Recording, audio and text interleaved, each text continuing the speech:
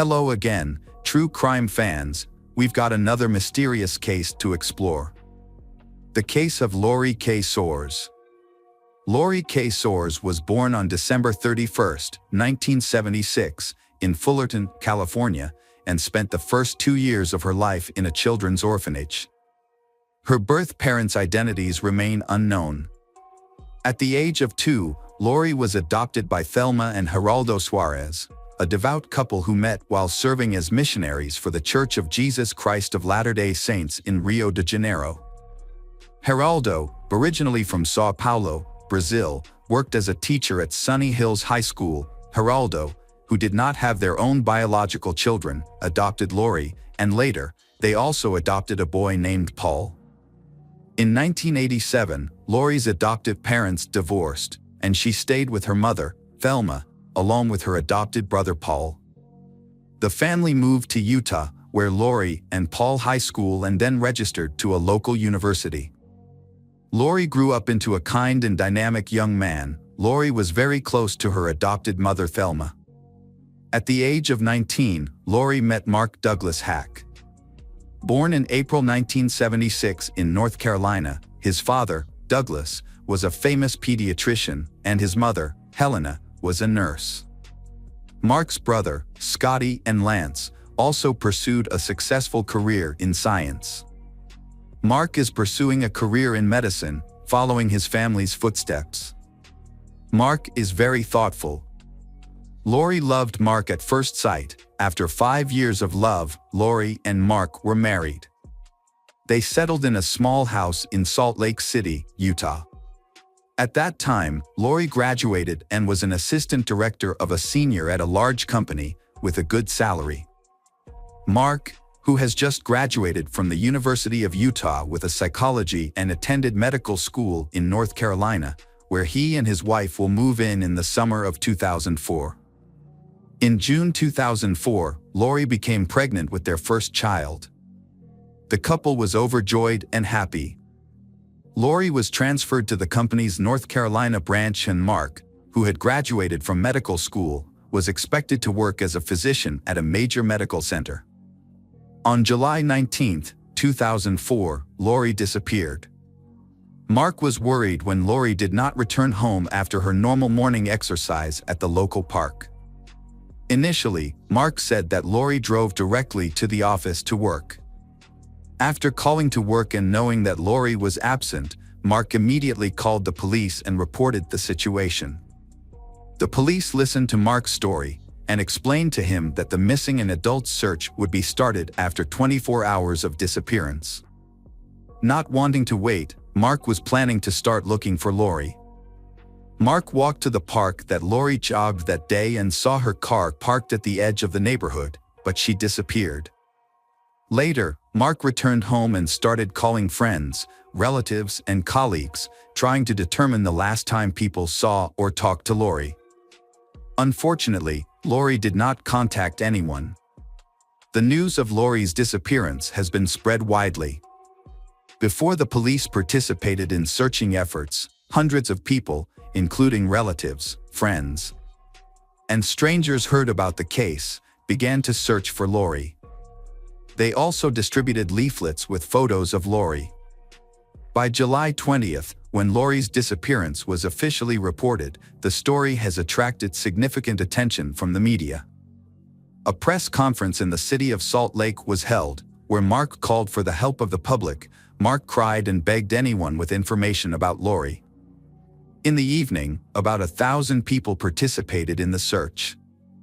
The police investigation led them to Lori's car, but when checked, they could not find any evidence or clues in the car. However, the police have noticed something unusual, which is the position of the driver's seat. The fact is that Lori is quite small, but the chair is moved back so much that it can fit an adult man, and Lori himself cannot reach the pedal. Mark's home search showed an unexpected discovery. Lori's car keys were indoors. This has raised an important question, because Lori parked a car near the park and did not return home. The appearance of the indoor key immediately showed Mark related to the disappearance of Lori's disappearance. However, Mark explained that when he found the car, the key was still in the car and he took home.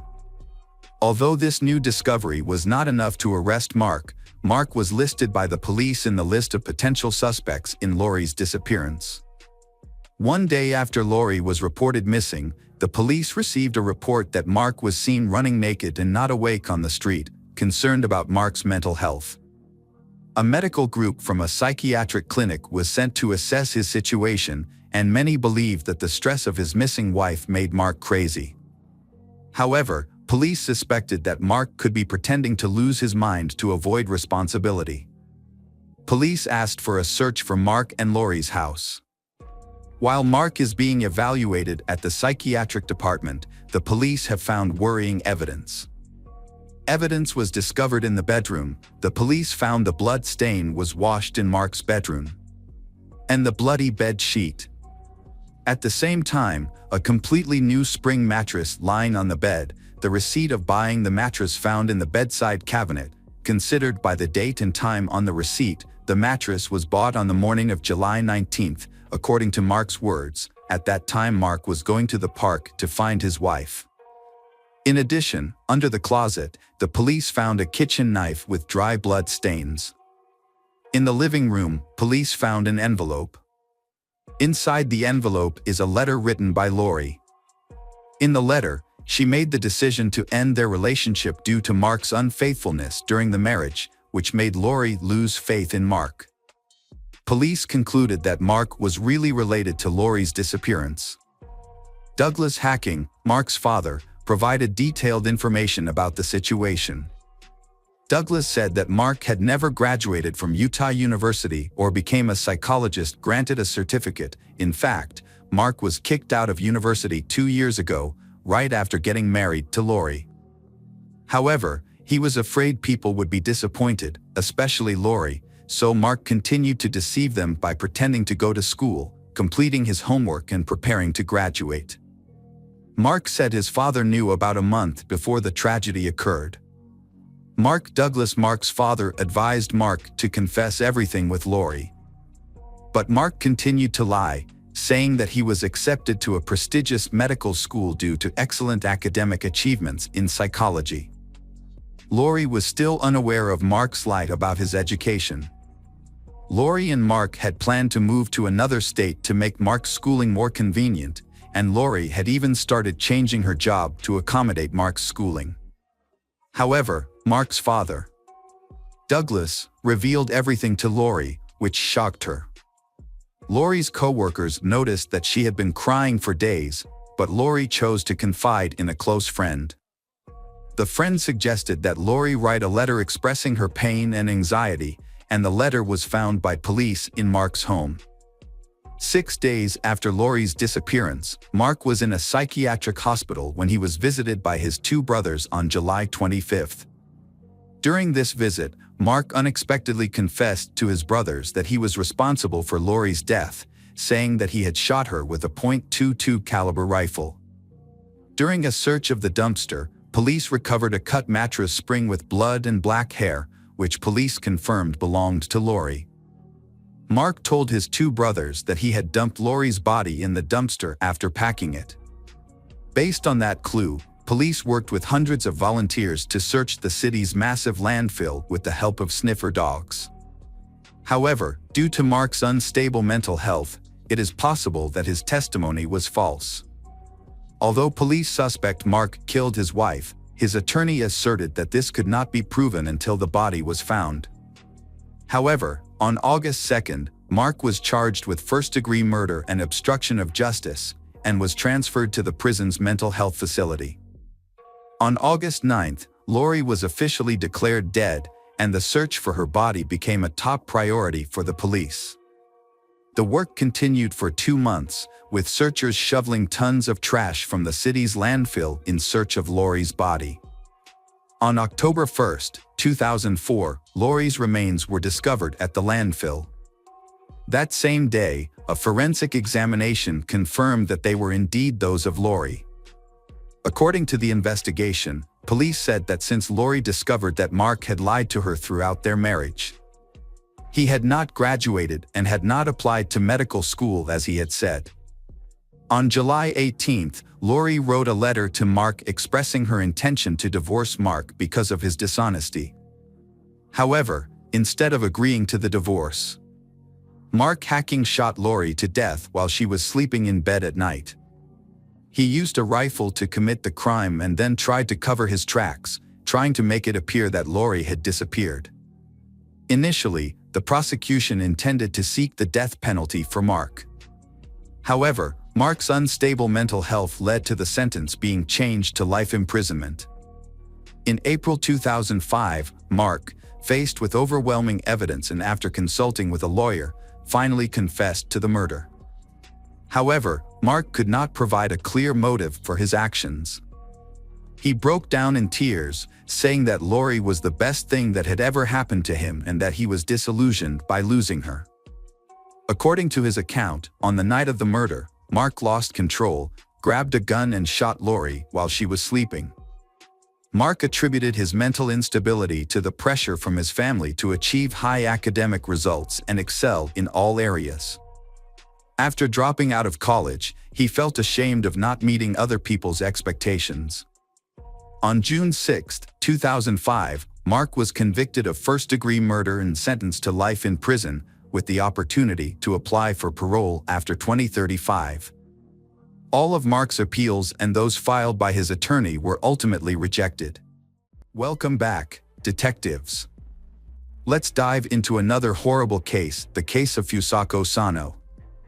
Nobuyuki was born on July 15, 1962, in the Japanese prefecture of Niigata. He grew up in a wealthy family. His family's business, related to passenger transportation, was very successful, thanks to his 62-year-old father. Nobuyuki was a late child, with 5 half-siblings from his father's previous marriage. However, he is not really close to them. As a result, he grew up to be a spoiled and demanding child who always expected to get his own way, immediately. Nobuyuki often becomes aggressive when his expectations are not met in a timely manner. One notable incident occurred. He threw a tantrum in a store, punching his mother when she refused to buy him another toy. Nobuyuki struggled to form relationships with his peers due to his complicated and sometimes unusual behavior. He was also self-conscious about his height, which often caused him to hunch over. This behavior caused his classmates to tease him and give him unflattering nicknames. Despite this, Nobuyuki's family resided in a luxurious 2-story European-style house, which featured a spacious room specifically designed for him. The boy was uncomfortable in the room, fidgeting and expressing fear of being alone. This behavior led his parents to take him to see a doctor. After an initial review, he was referred to a psychiatrist who diagnosed him with multiple disorders, a fear of the dark, a fear of germs and dirt, and a unique of autophobia, fear of loneliness, sociophobia, anxiety related to social interactions. Essentially, he feared both being alone and being around others. As a result, he became a loner in high school, never forming close relationships with classmates, and never having a girlfriend despite his attractive appearance. His peers avoided him, and he became an outcast. The only people he felt comfortable expressing his anger and frustration to were his elderly parents, who forgave him and tried to calm him down with gifts and money. As an adult, he struggled to hold down a job. He frequently got into conflicts with colleagues, neglected his responsibilities, and would often leave work in the middle of the day for no good reason, such as when it was raining and he felt sad. On one occasion, he intentionally hurt a female coworker, likely trying to get her attention out of sympathy. Although the incident was attributed to an accident, he was fired immediately. After being fired, Nobuyuki became unemployed and relied on his parents' financial support. Over time, he became increasingly reclusive, rarely leaving his room, and frequently clashed with his parents. Following a particularly intense quarrel, Nobuyuki started a fire in his home, nearly destroying the house and putting its occupants in harm's way. Nobuyuki was later admitted to a psychiatric clinic for treatment, where he was diagnosed with a depressive disorder, uncontrollable outbursts of aggression, and signs of misogyny, extreme dislike and hatred of women. After a little over a month of treatment, he was discharged, deemed not to pose an immediate threat to others. For a brief period, Nobuyuki remained calm and even began rebuilding the partially burned house, adding a couple of new rooms. However, his efforts were short-lived, and he eventually abandoned the construction project. Nobuyuki became increasingly withdrawn and isolated.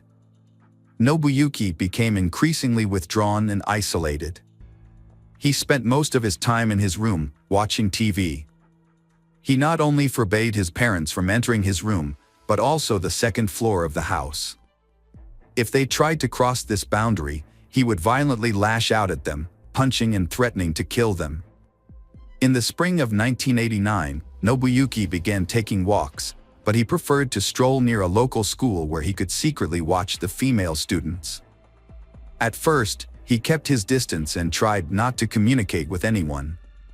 However, one day, he suddenly grabbed a young girl, who was only 9 years old, and threw her over his shoulder as she was leaving the school gate. He then ran to his car, which was parked nearby. The other children immediately screamed for help, and a school security guard and bystanders quickly intervened, rescuing Shi and detaining Nobuyuki until the police arrived. Nobuyuki was unable to explain why he attacked Shi, and it was clear that he had intended to commit a violent and unlawful act against a minor. As a result, he was charged with attempting to commit a violent crime against a child. Nobuyuki Sato avoided a long prison sentence thanks to his father's connections and wealth. In August, Nobuyuki was given a year's probation despite his heinous crime. Shortly thereafter, his name was mysteriously removed from the criminal prosecution database, allegedly due to his father's intervention. However, Nobuyuki's father died shortly after his son's case, dying of a heart attack. Nobuyuki was left with overwhelming shame and guilt for his father's sacrifices and efforts to cover up his crime. After the failure of his first kidnapping attempt, Nobuyuki, 28 years old, tried again a year and a half later. This time, he carefully planned the crime and remained under the police radar for an extended period. On November 13, 1990, Nobuyuki set out on a hunting trip around the city. In the evening, as darkness fell, he spotted 9-year-old Fusako Sano, who had stayed late after school due to a sports event, walking alone on a deserted road. Nobuyuki quickly pulled over in front of her, got out of the car with a knife, and grabbed Fusako. He threatened to slit her throat if she tried to scream or run away. Then, he forced her into the trunk of the car. After driving for a while, he turned into a vacant lot, where he tied Fusako's hands and feet and covered her mouth with tape. When night fell, Nobuyuki drove to his house and took Fusako out of the trunk. Nobuyuki led her through a part of the house that was still under construction to his room, trying not to be seen. He then left the room and re-entered through the front door, as if everything was normal. Once upstairs, Nobuyuki again threatened Fusako with the knife, ordering her to be quiet. He tied her to the bed and warned her that if she tried to leave the room, look out the window, scream, or cry, he would kill her and dispose of her body in the ocean, where no one would ever find it. Fusako was terrified and obeyed the kidnapper's orders, hoping that he would eventually take pity on her and let her go. When Fusako didn't return home from school, her parents started to worry. They knew she had stayed late to watch a baseball game, but as the sun began to set, they expected her to be home by then. Initially, Fusako's parents tried to find their daughter on their own, retracing her usual route from school to home, but their efforts were unsuccessful. As night drew closer, the parents of Fusako turned to the police for help, hoping for a quick resolution. Since Fusako's disappearance, only a few hours had passed, and they were anxious to find her. The police launched a search operation. And by the next morning, they were joined by dozens of volunteers from the local community. The following day, the search party grew to over 200 people, who combed the area, distributed flyers with Fusako's photo, and interviewed passers-by in search of witnesses. Notably, Nobuyuki lived close to Fusako's school and the police station. He had previously attempted to kidnap Fusako, which had brought him to the attention of the police. However, despite this, Nobuyuki was not considered a suspect in the case, thanks to the efforts of his late father. A large-scale search operation was initiated to locate Fusako Sano, a Japanese schoolgirl who had disappeared. The search lasted for many months, covering numerous locations such as empty buildings, houses, railroad cars, and vacant lots. Investigators also searched suspicious vehicles and combed through interstate highways, but found no clues. As the investigation continued, authorities considered various theories, including the possibility of involvement by North Korean special services. However, despite their efforts, the search was unsuccessful and Fusako remained missing. Fusako later revealed that she was terrified during her captivity and followed Nobuyuki's instructions in the hope that he would eventually release her. However, her captor, Nobuyuki, had no intention of letting her go. For several months, he kept her bound with tight restraints that impaired her blood flow and caused her to lose sensation in her limbs. If she disobeyed or made a sound, he would punish her with a stun gun, beat her, or threaten her with a knife. Notably, Nobuyuki never assaulted Fusako in a sexual manner during her captivity. Instead, he treated her more like a possession or a pet, using her as a means of companionship and conversation. Nobuyuki kept Fusako captive, feeding her a meager diet of food prepared by his mother. As a result, Fusako became severely malnourished and weakened. He restricted her to her bed, forcing her to use plastic bags as a toilet, which he would then dispose of in an unfinished part of the house. Once a month, he would bathe her in a basin, cut her hair and nails, and dress her in his own worn-out clothes. Despite her compliance, Nobuyuki would regularly beat her for his own amusement.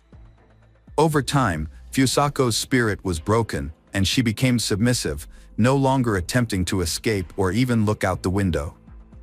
As the years passed, Nobuyuki stopped bothering to physically restrain Fusako, and didn't even think to lock the door when he stepped out. He would simply cover her with blankets or towels. Occasionally, he would turn on the radio or watch TV with her, but only to programs that interested him, such as Scottish or sports matches. He also brought her comic books, which he enjoyed himself. These were the only things Fusako had to read during her confinement. For nearly a decade, Fusako was isolated, never speaking to anyone else or leaving her room.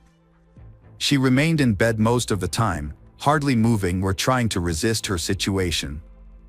Fusako had become so resigned to her fate that she no longer attempted to escape or call for help. Nobuyuki's mother lived in fear of her son's violence. For years, she had avoided the second-floor room because Nobuyuki had threatened her with violence. This was not an idle warning, as Nobuyuki actually pushed her down the stairs when she tried to enter the room. She retired in 1996 at the age of 73, and her circumstances became extremely difficult. Nobuyuki regularly abused her, forcing her to follow his rules. Desperate for help, she went to the police in the spring of 1996 and filed a report, stating that she was a victim of domestic violence at the hands of her son. However, the police seemed reluctant to intervene and persuaded her to withdraw her statement, advising her to handle the situation on her own.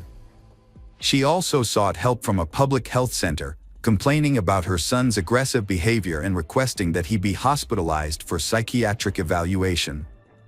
Her concerns were ignored and she was told her son's actions were not worth worrying about. Instead, she was advised to encourage him to seek help voluntarily. In January 2000, the elderly woman, exhausted from years of physical and emotional abuse, made a desperate call for help.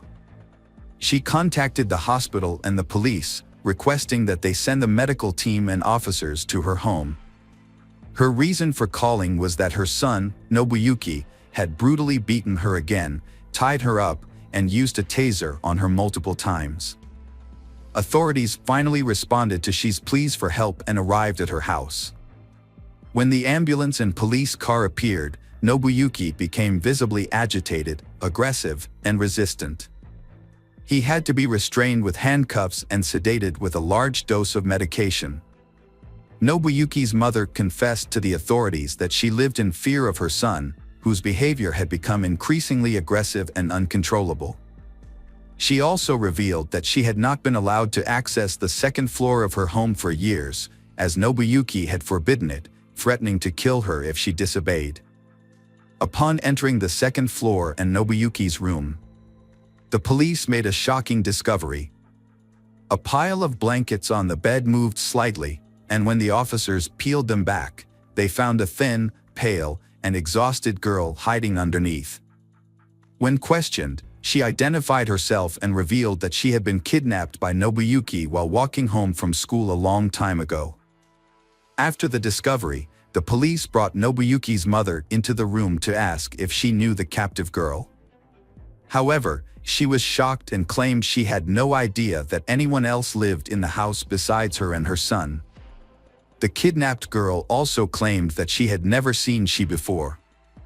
During questioning, Nobuyuki made a shocking confession. He recalled the day he saw Fusako on the road and thought she was cute, so he decided to take her home with him. According to Nobuyuki, he took care of Fusako, feeding her, washing her, dressing her, and reading her comic books. He only punished her when she disobeyed him. Nobuyuki also admitted that he loved Fusako like a friend and believed she felt the same way about him. He had no intention of letting her go and hoped she would stay with him forever.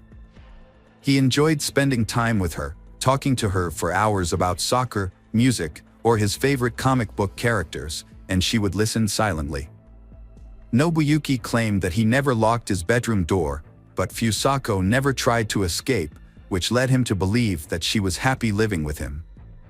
A medical examination concluded that despite his mental disorder, Nobuyuki was able to understand his actions and thus was eligible to stand trial. However, questions were raised about whether his mother could be held accountable as an accomplice. She often bought feminine hygiene products for her son, which raised suspicions. Despite her repeated efforts to alert authorities and get medical help for her family, her concerns were consistently disregarded. The case drew widespread attention before the trial even began, the city police facing heavy criticism. Nobuyuki had previously been prosecuted for attempting to kidnap a schoolgirl. But he had managed to avoid suspicion when he carried out his plan. As a result, the local police chief and the head of the regional police department were removed from their posts for failing to control the situation from the start and making numerous mistakes. Nobuyuki Sato went on trial in May 2000. The prosecution thoroughly examined every detail of his actions, including minor offenses. Nobuyuki was found guilty and sentenced to 14 years in prison, the maximum term. He was released in the spring of 2015 after serving his sentence. By then, his mother had passed away in a nursing home, and Nobuyuki had no other relatives. He was found dead about a year and a half later, in early 2017, in a small rented room. The cause of his death was not disclosed. When Fusako was discovered, she was extremely weak and could barely stand. Doctors diagnosed her with exhaustion, dehydration, and muscle atrophy. She also stuttered, was afraid of sunlight, and had lost most of her communication skills. Her parents didn't even recognize their daughter when they saw her after nearly a decade. It took Fusako about a year to recover physically, but her mental health took much longer to heal. She suffered from severe post-traumatic stress disorder and became withdrawn, avoiding people. Her intelligence was also affected, remaining at the level of a 9-10-years-old child. Her parents took her out of town, changed her name to Sachiko Yamada, and refused to speak to the press. Over time, Sachiko made friends, took up photography, and even passed her driver's license test. In 2007, a family outing took a devastating turn when her father accidentally drowned in a pond she tragically witnessed. Hello friends, welcome to our channel. Today we're going to take a look at another horrible case with you. The case of Michael Haight. Michael Haight was born on January 7, 1980 in Seattle, Washington, but his family moved to Cedar City, Utah, when he was young, after his father finished dental school. Growing up, Michael was an active boy who enjoyed playing baseball, basketball, and soccer. He achieved the rank of Eagle Scout and performed well academically. After graduating from high school in 1998, Michael worked at a fish plant in Alaska during the summer, where he quickly rose to the position of line manager, overseeing more than a dozen men due to his strong work ethic and dedication. Michael then served a mission trip to South Brazil as a devoted member of the Church of Jesus Christ of Latter-day Saints, which further deepened his faith and strengthened his bond with his religious community. Upon returning to the United States, Michael pursued a business degree at Southern Utah University, graduating in 2004. During his time at the university, he met his future wife, Tasha Earle, and they fell in love, getting married in the St. George Temple on May 10, 2003. Michael seemed like the perfect family man to those who didn't know him. He was always involved in his kids' lives, coaching their sports teams, attending school concerts, and spending quality time with them, whether it was sledding or working on projects in the garage. But on January 4, 2023, the illusion he created around his family life shattered. That day, police found 8 dead bodies at the Haight residence, leaving investigators and neighbors stunned and confused. When Tasha Haight missed an online appointment and her husband Michael failed to show up for work, their colleagues became worried and alerted the police to check on the family's welfare at their home in Enoch. The officers arrived at the Haight residence, but no one answered the door. As they walked around the property, it looked like nobody was home. Knowing the family had 5 kids, the police contacted the Iron County School District to see if any of the children were in school that day, but it turned out none of the kids were present when the police arrived at the Haight home. The officers searched the premises to make sure there was no immediate danger, and after a thorough search, confirmed that nobody needed medical attention and there were no signs of an active threat. The detectives arrived at the crime scene shortly after it was declared. Upon entering the main bedroom, they saw 4-year-old Gavin lying on his stomach with his head turned to the left, one arm under his head on a pillow, and a blanket covering part of his body. His sister Tasha was similarly positioned with only part of her body covered by the blanket. On the other side of the bed, they found Gail Earle, Tasha's mother, lying on her back with her head on a pillow and partially covered by a blanket, just like her daughter and grandson. In Bry's room, the detectives found the 12-year-old girl lying in bed, slightly inclined and partially covered with a blanket. In Amon's room, they discovered the 7-year-old boy lying face down in the corner of the room, without a pillow or blanket. His twin sister Sienna was found in her bedroom, lying on her left side in bed with her head resting on a pillow and covered with a blanket. The eldest child, 17-year-old Macy, was found in her bed, her head resting on a pillow and her body covered by the blanket. The detectives discovered Michael Haight's body in the exercise room in the basement of his home, lying on top of a sleeping bag. All 8 victims, including his wife, mother-in-law, and 5 children, were found dead with gunshot wounds. Given the circumstances, it didn't take long for the detectives to identify Michael Haight as the primary suspect. They believed he had killed his family members before taking his own life. A neighbor's testimony played a crucial role in helping the detectives reconstruct the timeline of the crime. The neighbor recalled waking up at 3:30 a.m. to use the bathroom and hearing a loud bang, similar to fireworks, as she exited her room. However, she felt annoyed because it was past the permitted date for fireworks in the neighborhood. She then heard 2 more bangs in quick succession, followed by a short pause. This pattern continued, with brief pauses before each subsequent bang, except for a longer pause before the final one. Based on the neighbor's statement and the condition of the 8 bodies found inside the house, detectives theorized that the loud noises she had heard around 3:30 a.m. were directly connected to the events of that night. They suspected that Michael Hatch committed the brutal murders during this specific time frame.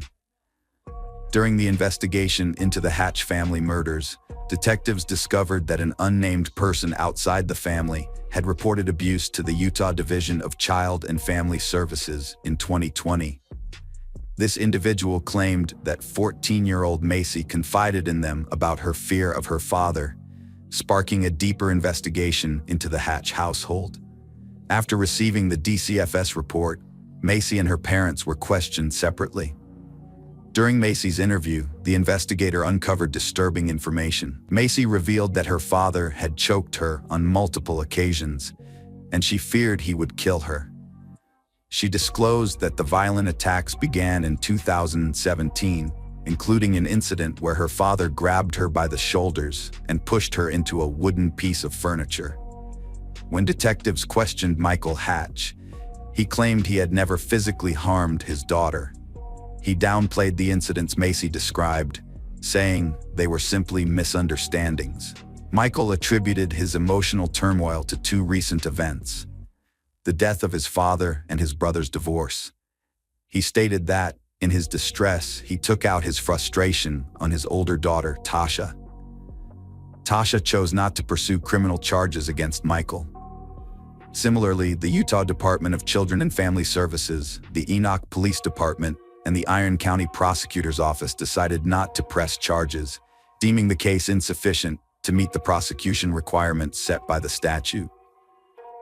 A lethality assessment was conducted with Tasha, which revealed that her relationship with Michael did not pose a significant threat to her life. Nevertheless, victim services were made available to Tasha and her children for several months following the case's opening. Through conversations with Tasha's friends, detectives formed a different impression of Michael Hatch than the one he presented to the community. Tasha's friends revealed that whenever they visited, they would often chat with her, while the kitchen water was running to mask their conversation, as Tasha suspected Michael was spying on her discussions. They also helped Tasha with housework during their visits so Michael wouldn't have anything to criticize her about. Tasha's friends disclosed that whenever she texted them, she would respond with brief, upbeat messages, likely aware that Michael might read them. They believed she did this to maintain a positive facade for Michael's benefit, implying that everything was fine in their marriage. Detectives found Michael displayed controlling behavior towards his wife, Tasha. He took away her car keys and phone to keep her from leaving. They also suspected him after he overreacted to her buying a $30 rug from Walmart, accusing her of excessive spending despite the legitimate need. Tasha shared with her friends her concerns that her 7-year-old son, Amon, was increasingly mimicking his father Michael's bad behavior. Whenever she gave Amon an instruction, he would respond by saying that it was not his job. This worried Tasha because it revealed Amon's growing lack of responsibility and disregard for authority. She mentioned that Michael frequently disregarded or ignored her instructions, and Amon seemed to be following his example. In 2022, Tasha prioritized self-care by getting her nails done despite her busy schedule. However, her husband Michael wasn't supportive, imposing strict rules on her independence. After her appointment, Tasha felt confident and told Michael she'd make it a monthly routine, sparking his anger over the potential cost. To address Michael's concerns, Tasha explained calmly that her monthly self-care expenses came out to $25. Despite this, Michael remained skeptical, claiming that by spending money on her nails, Tasha was essentially taking away from their children's basic needs. This stance stemmed from his need for control and sense of financial responsibility towards their family. At the same time, Tasha began to prioritize her self-care and eventually started losing weight, a significant change after years of her husband calling her fat and ugly. Michael became angry about her weight loss, accusing Tasha of cheating on him as he struggled to explain the sudden change in her appearance. As Michael's controlling behavior escalated, he tried to manipulate Tasha regarding her weight loss. He begged her to stop, fearing that other men might find her attractive. Underlying this request were his deep-seated insecurities and desire for complete control over his wife's body and actions. Michael exhibited a frugal attitude during the holiday season, despite earning a significant income. He allocated only $100 for each of their 5 children to buy gifts, whereas Tasha made sure they had a fulfilling Christmas. However, Michael refused to provide additional funds for his wife and children, justifying his stance by claiming that he didn't see the need to give them more of what he believed was rightfully his. Michael controlled every aspect of Tasha's life, including her cleaning and childcare habits. He insisted on using baby wipes, claiming they were eco-friendly and cost-effective, but this caused Tasha stress and compromised her comfort and hygiene. If she didn't comply, Michael threatened trouble, leaving her fearful and submissive. According to Tasha's friends, she revealed to them that Michael was mean to her throughout their marriage, but he didn't mistreat their children until the late 2010s. However, as time passed, the abuse towards Macy worsened, causing her to contemplate suicide. Michael had unrealistically high expectations for Macy, demanding she maintain straight A's despite her struggles. The pressure to meet his expectations became overwhelming for Macy, who was already dealing with the emotional weight of her father's abuse. Macy's friends shared another disturbing incident with the detective. One evening, Michael came home and found Macy resting her head on her mother's lap. He became enraged and ordered Macy to get up and clean her room. This event left Macy deeply shaken, as she remembered gazing into her father's eyes and seeing hatred and evil staring back. Detectives found another instance where 7-year-old Briley disobeyed Michael's warnings. Michael blamed his wife Tasha for their kids' misbehavior, calling them the worst in the world. He berated Tasha in front of their kids, even calling her fat and ugly. Tasha realized she needed to escape her 20-year marriage to Michael after a distressing incident exposed his abusive nature and temper. Seeing the harm it was causing their kids, she knew she had to leave. Tasha decided to divorce Michael after over 20 years, prioritizing their children's well-being over their marriage. On Dec 21, 2022, she initiated proceedings, but asked to delay serving papers until after the holiday season, wanting one last normal Christmas for their 5 kids before the separation. Michael got divorce papers at his office on Dec 27th. He called Tasha, acting normal, asking about her day, like nothing was wrong.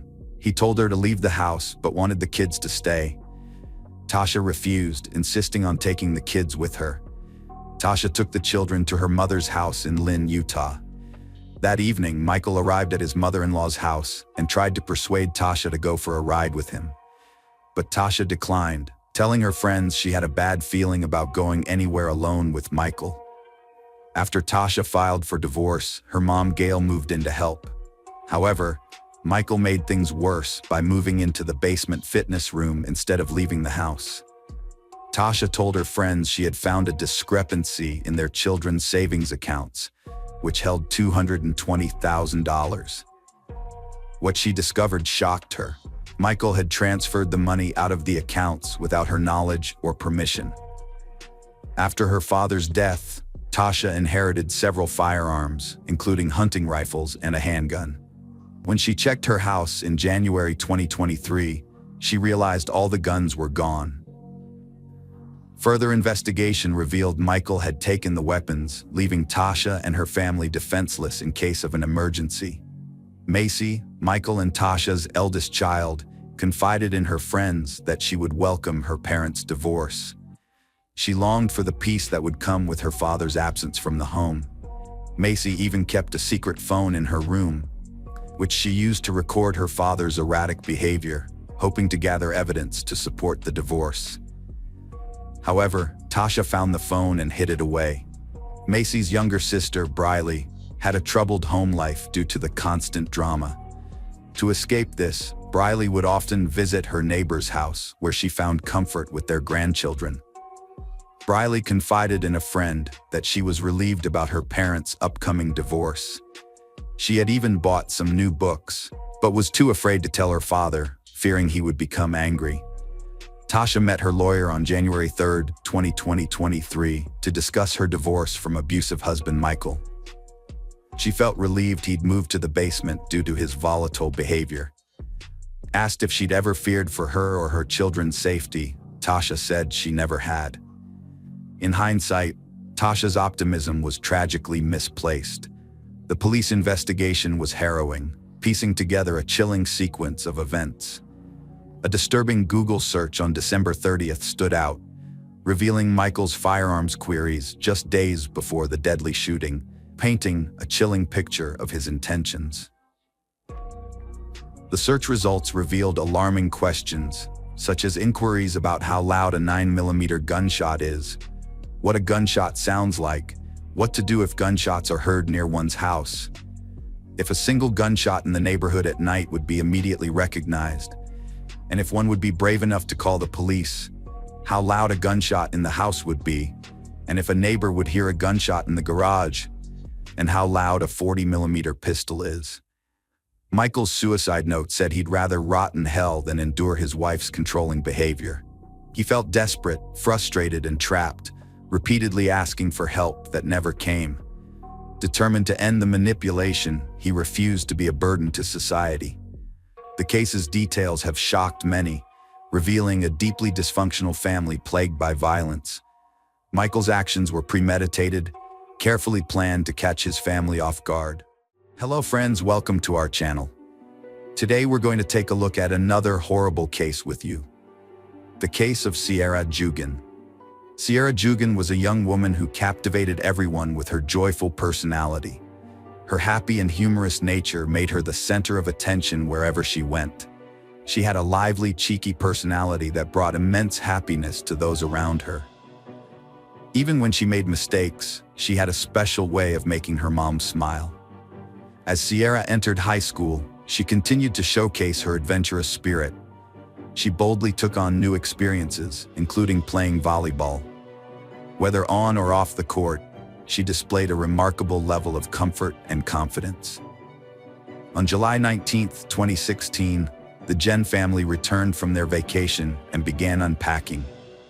Sierra was looking forward to the fall semester at the University of Tu, where she planned to study abroad. Her mom wanted to discuss her plans with her, but Sierra, being an athletic person, was eager to try out her new bike. So whenever she had the time, she was keen to take a ride. Before leaving the house, Sierra told her mom that she was heading to her boyfriend Josh's house. Her mom acknowledged her plans and told her she would see her later, around 1:05 p.m. Sierra looked cute, with her hair tied up in a ponytail, wearing shorts and a tank top as she set out on her ride. Josh, Sierra's boyfriend, called her home phone because he was worried about her whereabouts. He had tried calling her phone several times, but it kept going straight to voicemail. When Josh asked Sierra's mom if she was home, she said no. Josh told Sierra's mom that Sierra had left his house around 7 p.m., and he hadn't seen or heard from her since then. Sierra's mom knew something was wrong because Sierra always answered her phone. Her first thought was to call Sierra's grandparents who lived nearby, but they said Sierra wasn't with them. Sierra's family and Josh started searching for her, worried about her safety. Sierra's mom quickly got in her car and started driving around, looking carefully at every possible place Sierra could be, including the sides of the road. Sierra's aunt, uncle, and cousin also joined the search, thinking Sierra might have been in an accident and got hit by a car. As time went by, worry grew. The possibility of Sierra being hurt, maybe with a broken leg, weighed heavily on their minds. Despite their relentless efforts and exhaustive search, they couldn't find any trace of Sierra. When Sierra's mom got home, she immediately took to social media, reaching out to Sierra's friends, desperately hoping someone had seen or heard from her. But to her dismay, there was complete silence. Hours passed, and still, there was no sign of Sierra. Filled with worry, Sierra's mom knew every minute counted and decided to call the police. Just an hour later, a concerned neighbor called Sierra's family saying County Road 6 was blocked off. With their hearts racing, Sierra's family rushed out to see what was happening. They were met by a chaotic scene surrounded by officers who refused to let them through. The officers stayed tight-lipped about Sierra, leaving her mom in a state of panic. She couldn't help but wonder if the police had found her missing daughter. The small-town police officers, seeking answers, decided to seek the FBI's assistance. They promised to deliver any information they could to Sierra's family as soon as possible. Understandably, the family found themselves unable to sleep, remaining wide awake and contemplating their next course of action. The following day, Sierra's mom and aunt took matters into their own hands, refusing to wait for answers. Her mom made a series of calls to hospitals, desperately searching for any signs of an unidentified female patient that might be Sierra. Despite call after call, they turned up nothing, leaving them feeling increasingly hopeless. A lead emerged from Detroit, Michigan, offering a glimmer of hope in the search for Sierra. A young woman, bearing a striking resemblance to her, had been admitted to a hospital with severe injuries, including numerous broken bones, after escaping from a moving vehicle with no identification. In an effort to confirm her identity, a nurse asked Sierra's family to describe any distinguishing marks on her body. Sierra's mom recalled a scar on her calf and a pierced belly button, which seemed to match the hospitalized girl's features, raising the family's hopes that they had finally found Sierra. Unfortunately, their hopes were soon dashed when they discovered that the girl in the hospital was not Sierra, leaving the family devastated and heartbroken after investing so much hope and anticipation in the possibility. Later that morning, the police visited Sierra's house to brief them on the previous night's events. One of the officers had found a trampled cornfield near where he'd parked his car and approached the area. He noticed signs of a struggle and a motorcycle track inside the cornfield. Not wanting to disturb any potential evidence, he backed away without touching anything. As he retreated, he caught a glimpse of a reflection: Sierra's purple bike. Further investigation uncovered several items at the scene: a pair of men's sunglasses, a pair of women's sunglasses, a blood-stained sock, and a screwdriver. Based on these discoveries, the police concluded that Sierra was likely abducted from that location. During the investigation, detectives thoroughly questioned Sierra's friends and family to gather information about her boyfriend Josh. They learned that Sierra and Josh had been inseparable since they were 7 years old, and their friendship developed into a romantic relationship in their first year of high school. The couple was known for their energetic and carefree nature, sharing a passion for skiing, among other things.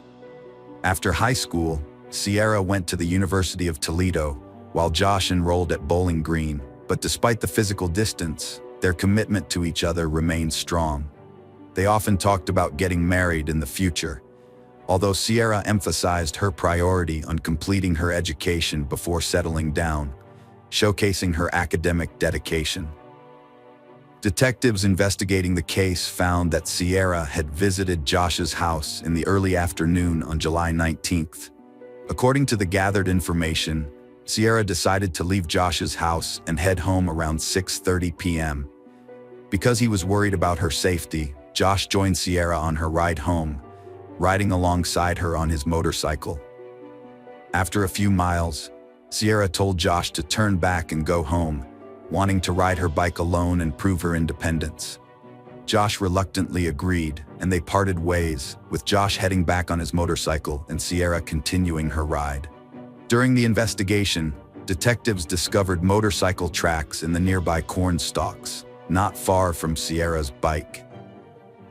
This raised the question of whether these tracks belonged to Josh's motorcycle, and detectives couldn't ignore the possible connection. They began a thorough investigation to determine if there was any evidence linking Josh to the scene where Sierra went missing. As a result, detectives set up a command post to gather all relevant clues about Sierra's disappearance. A promising lead emerged quickly. A local resident came forward, saying that on July 14th, while driving, he saw a motorcycle helmet on the side of the road. He asked his son to retrieve it and put it in their truck. Later, after learning about Sierra's disappearance, he examined the helmet more closely and found red stains, which he suspected were blood. The helmet was discovered near the cornfield where Sierra's bike was found. The detectives asked Josh about his helmet, and to their relief, he produced it, confirming he had it with him. Furthermore, they verified that Josh had returned home after the interview with his parents, ruling him out as a suspect due to his solid alibi. Despite being visibly shaken, Josh was not suspected by Sierra's family in connection with her disappearance. The detectives focused on identifying the owner of a blood-stained motorcycle helmet found on the roadside. Recognizing the significance of DNA evidence, they sent the helmet to the crime lab for testing, awaiting the results with anticipation, hoping for a breakthrough in their investigation. Community unites in search for Sierra, organizing parties to scour every area for clues. Townspeople work together, fueled by a deep sense of unity, to bring her home safely. Hundreds gather at a candlelight vigil, sending thoughts and prayers for her return.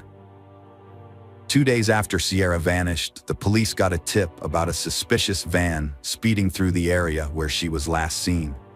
People thought she might have been kidnapped and forced into sex trafficking. The tipster gave the police the van's license plate number. The police interviewed the van's owner, but it turned out the van had nothing to do with Sierra's disappearance. The owner explained that he sped up because another car suddenly appeared from behind, which might have been a family member looking for Sierra, and he panicked.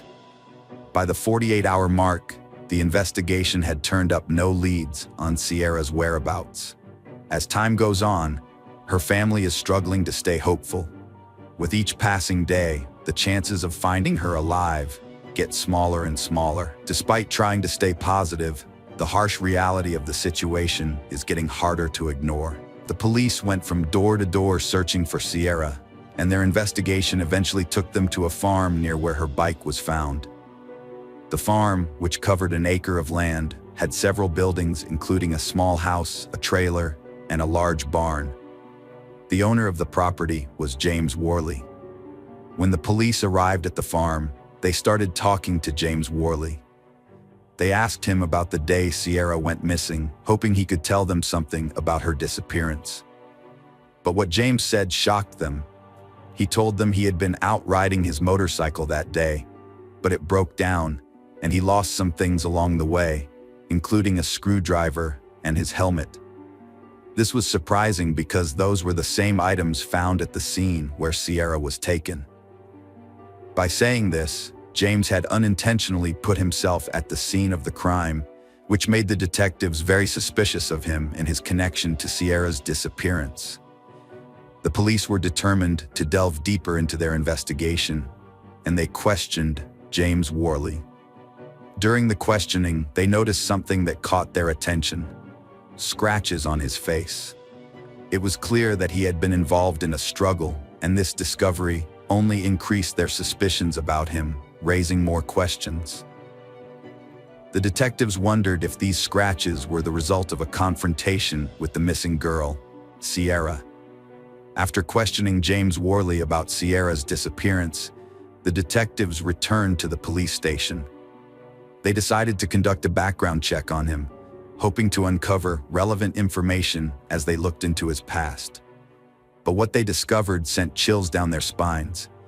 James Worley had a dark criminal history, including a previous attempt to abduct a young woman 26 years earlier on July 4, 1989. The woman's name was Robin Garter. On July 4, 1989, 26-year-old Robin Garter was getting ready to attend a neighborhood picnic. While her mother was busy preparing potato salad and making final arrangements for the event, Robin decided to squeeze in a bike ride beforehand. However, she had forgotten to bring water and was now struggling with the intense heat. As she considered turning back home to quench her thirst, Robin heard the sound of a car approaching from behind.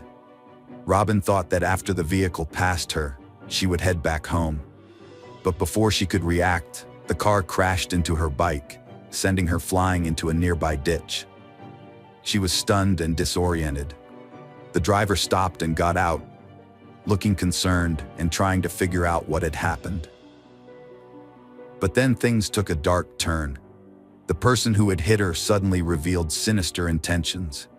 Without warning, he hit her hard on the back of the head. As she struggled to understand what was happening, the attacker held a screwdriver to her throat, threatening to kill her in a menacing tone. He ordered her to get up and get into his car right away. The man forced Robin into his car at screwdriver point, trying to handcuff her once she was inside. He managed to cuff one wrist, but Robin fought back fiercely, preventing him from cuffing the other. She screamed for help at the top of her lungs, but her cries were drowned out by the empty cornfields, with no one around to hear her. Robin's fierce resistance against her attacker left her on the brink of unconsciousness multiple times, but she refused to give up. Just as the silence was becoming unsettling, she picked up the faint sound of a motorcycle in the distance. As she strained her eyes, she saw it approaching the car where her captor was. Realizing this might be her only chance to escape, Robin waved her arms wildly to get the rider's attention. Luckily, the rider noticed her distress signals and brought the motorcycle to a stop. In a desperate bid for help, Robin explained that the man was trying to kill her. Without hesitation, she seized the opportunity and quickly climbed onto the back of the motorcycle, leaving her captor and the car behind. The motorcycle rider drove Robin home, where she collapsed. Robin's mother called the police and an ambulance, and Robin was rushed to the hospital for medical treatment. The motorcyclist, determined to help the authorities, led the police back to the scene of the incident. To their surprise, they found James Worley still present, waiting with his car. When questioned, James was fully cooperative and provided identification to prove who he was. However, his version of events differed significantly from initial assumptions. James strongly denied any intention of kidnapping Robin. According to his account, Robin was riding her bike erratically, swerving into the road, making it impossible for him to avoid hitting her. James claimed that after the accident, Robin became hysterical, and he restrained her with handcuffs not to harm her, but to secure her to the steering wheel of his truck while he sought help. He insisted his actions were driven by genuine concern for Robin's well-being. James Worley was arrested in 1989 for trying to abduct Robin. He was found guilty of abduction and sentenced to 6 to 10 years in the state prison in Mansfield, Ohio. Due to good behavior, he was released 3 years later. When Robin found out that James was released, she was terrified. The fear of James potentially striking again weighed heavily on her mind. With information about James Worley's criminal history in hand, the police obtained a search warrant and went to his home. When they arrived, they started searching the house, which James shared with his mother. At first, everything seemed normal. Next, they turned their attention to the large backyard, methodically searching the outdoor area. The officers then discovered a barn located in the corner of the yard, which sparked their curiosity. They approached the structure cautiously. Inside the barn, the police found stacks of hay bales. They searched the barn carefully, looking for any evidence that might connect James to Cece's disappearance. The detectives examined every nook and cranny, checking each bale of hay for hidden items or clues. As they removed the bales of hay from James Worley's barn, the detectives noticed a small green crate in the corner. They approached it cautiously and opened it, finding bags of underwear, stockings, and tube tops. Each item was neatly labeled and sealed in a plastic Ziploc bag. As the detectives searched through the items, they were shocked to see a pair of purple panties with what looked like bloodstains. This discovery filled them with a sense of dread, and they wondered what other disturbing things they might find in their search of James Worley's barn. The detectives quickly spotted a piece of plywood on the ground and recognized its potential importance. They carefully lifted the plywood, exposing a small freezer buried in the barn. When they opened the freezer, they were met with a strong, unpleasant smell, similar to bleach, which heightened their suspicions. As they continued their investigation, they found other disturbing objects hidden behind hay bales, including a stained air mattress that hinted at a dark history. The presence of zip ties, duct tape, handcuffs, and keys added to their concerns, as these items are commonly used in abductions and other criminal activities. The detectives decided to send all the items taken from the property for DNA testing. Worley attempted to explain the items as part of a porn business he claimed to be planning, but the evidence against him was too strong to ignore. The combination of the disturbing discoveries at the crime scene and the incriminating items led to James's arrest for Sierra's murder.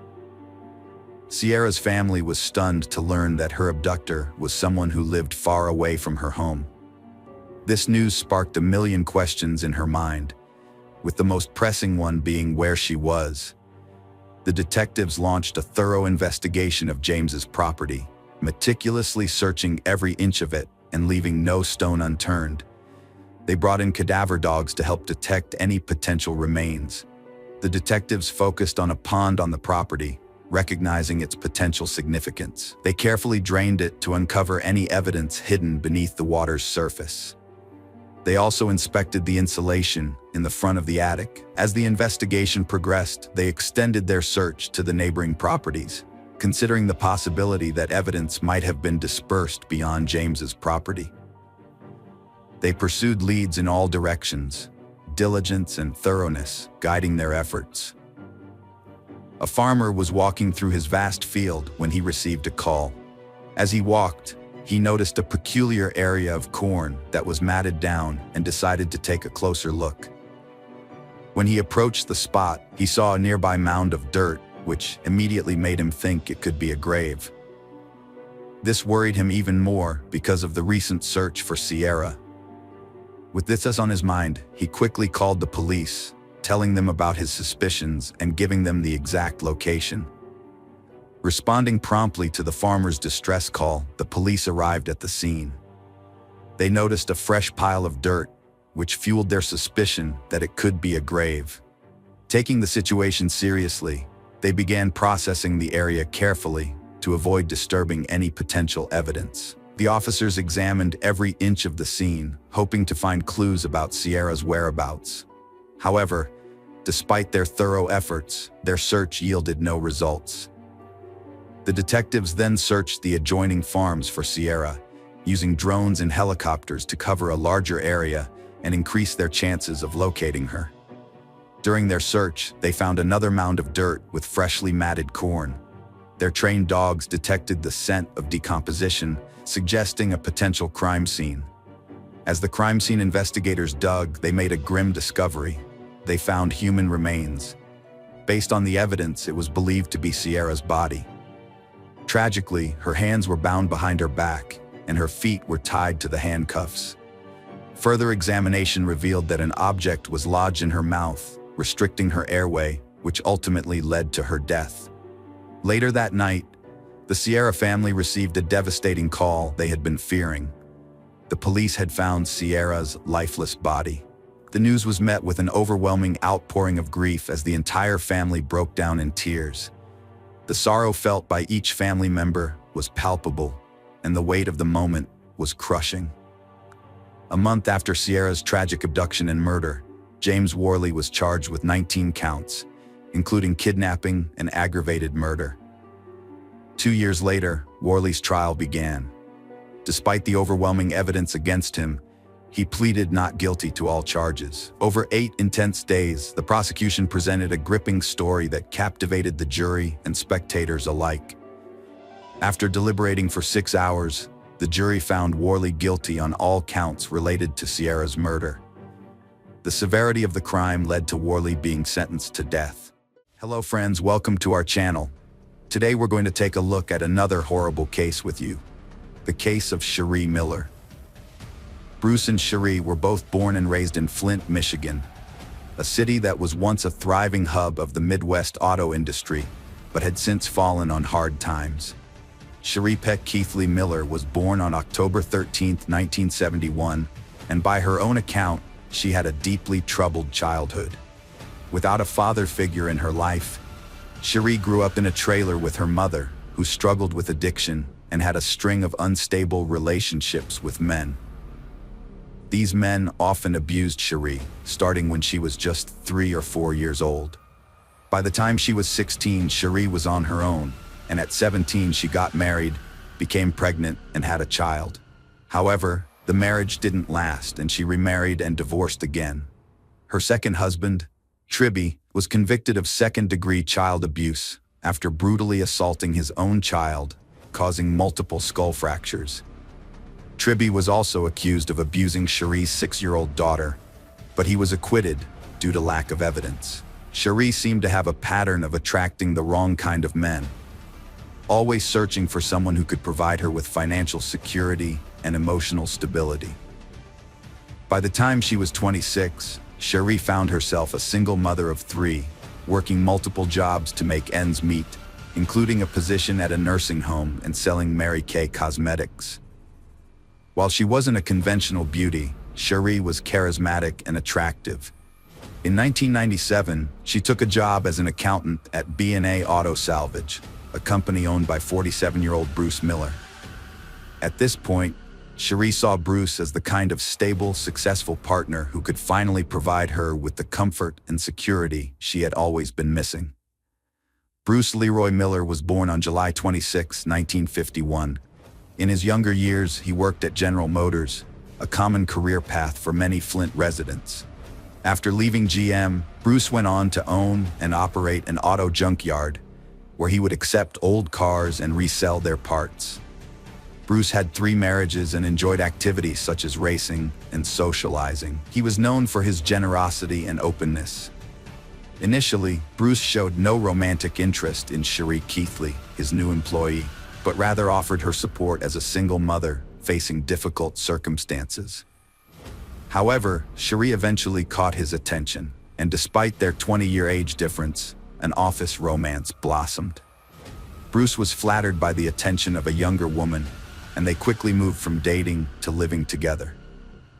The couple got married on April 23, 1999, in one of Las Vegas's chapels, just 4 months into their relationship. After the wedding, Cherie and her children moved in with Bruce, providing her with the stability she had long sought. Bruce's brother, Chuck Miller, revealed on the TV show Snapped that Cherie often praised Bruce, saying he was the best thing that had ever happened to her, as he provided her with a normal life and the means to make her happy. Chuck's wife, Judy, added that Bruce was smitten with the young, attractive blonde, whom he considered the perfect wife. While friends voiced concerns about Cherie's excessive spending habits, which went beyond her means, Bruce chose to ignore it. Cherie would later admit that she had been trying to fill a constant void by instantly maxing out her credit cards and spending all the cash she could find. Despite her friends' misgivings, Bruce remained unconcerned about his wife's spending habits. Cherie, a hard worker, had a job as a Mary Kay cosmetic saleswoman, allowing her to sell products to customers at home or while traveling across the country to manage her accounts. In fact, Bruce even bought her a computer to support her work. The turning point came with this purchase. In 1999, Cherie Miller stumbled upon adult chat rooms while using her home computer to research a vacation destination.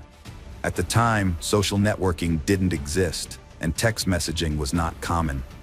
Instead, people connected with each other in online chat rooms, some of which were adult in nature and allowed users to flirt anonymously, share fantasies, and engage in virtual romances. According to friends, Bruce was aware of his wife's online flirting, but didn't see it as a problem.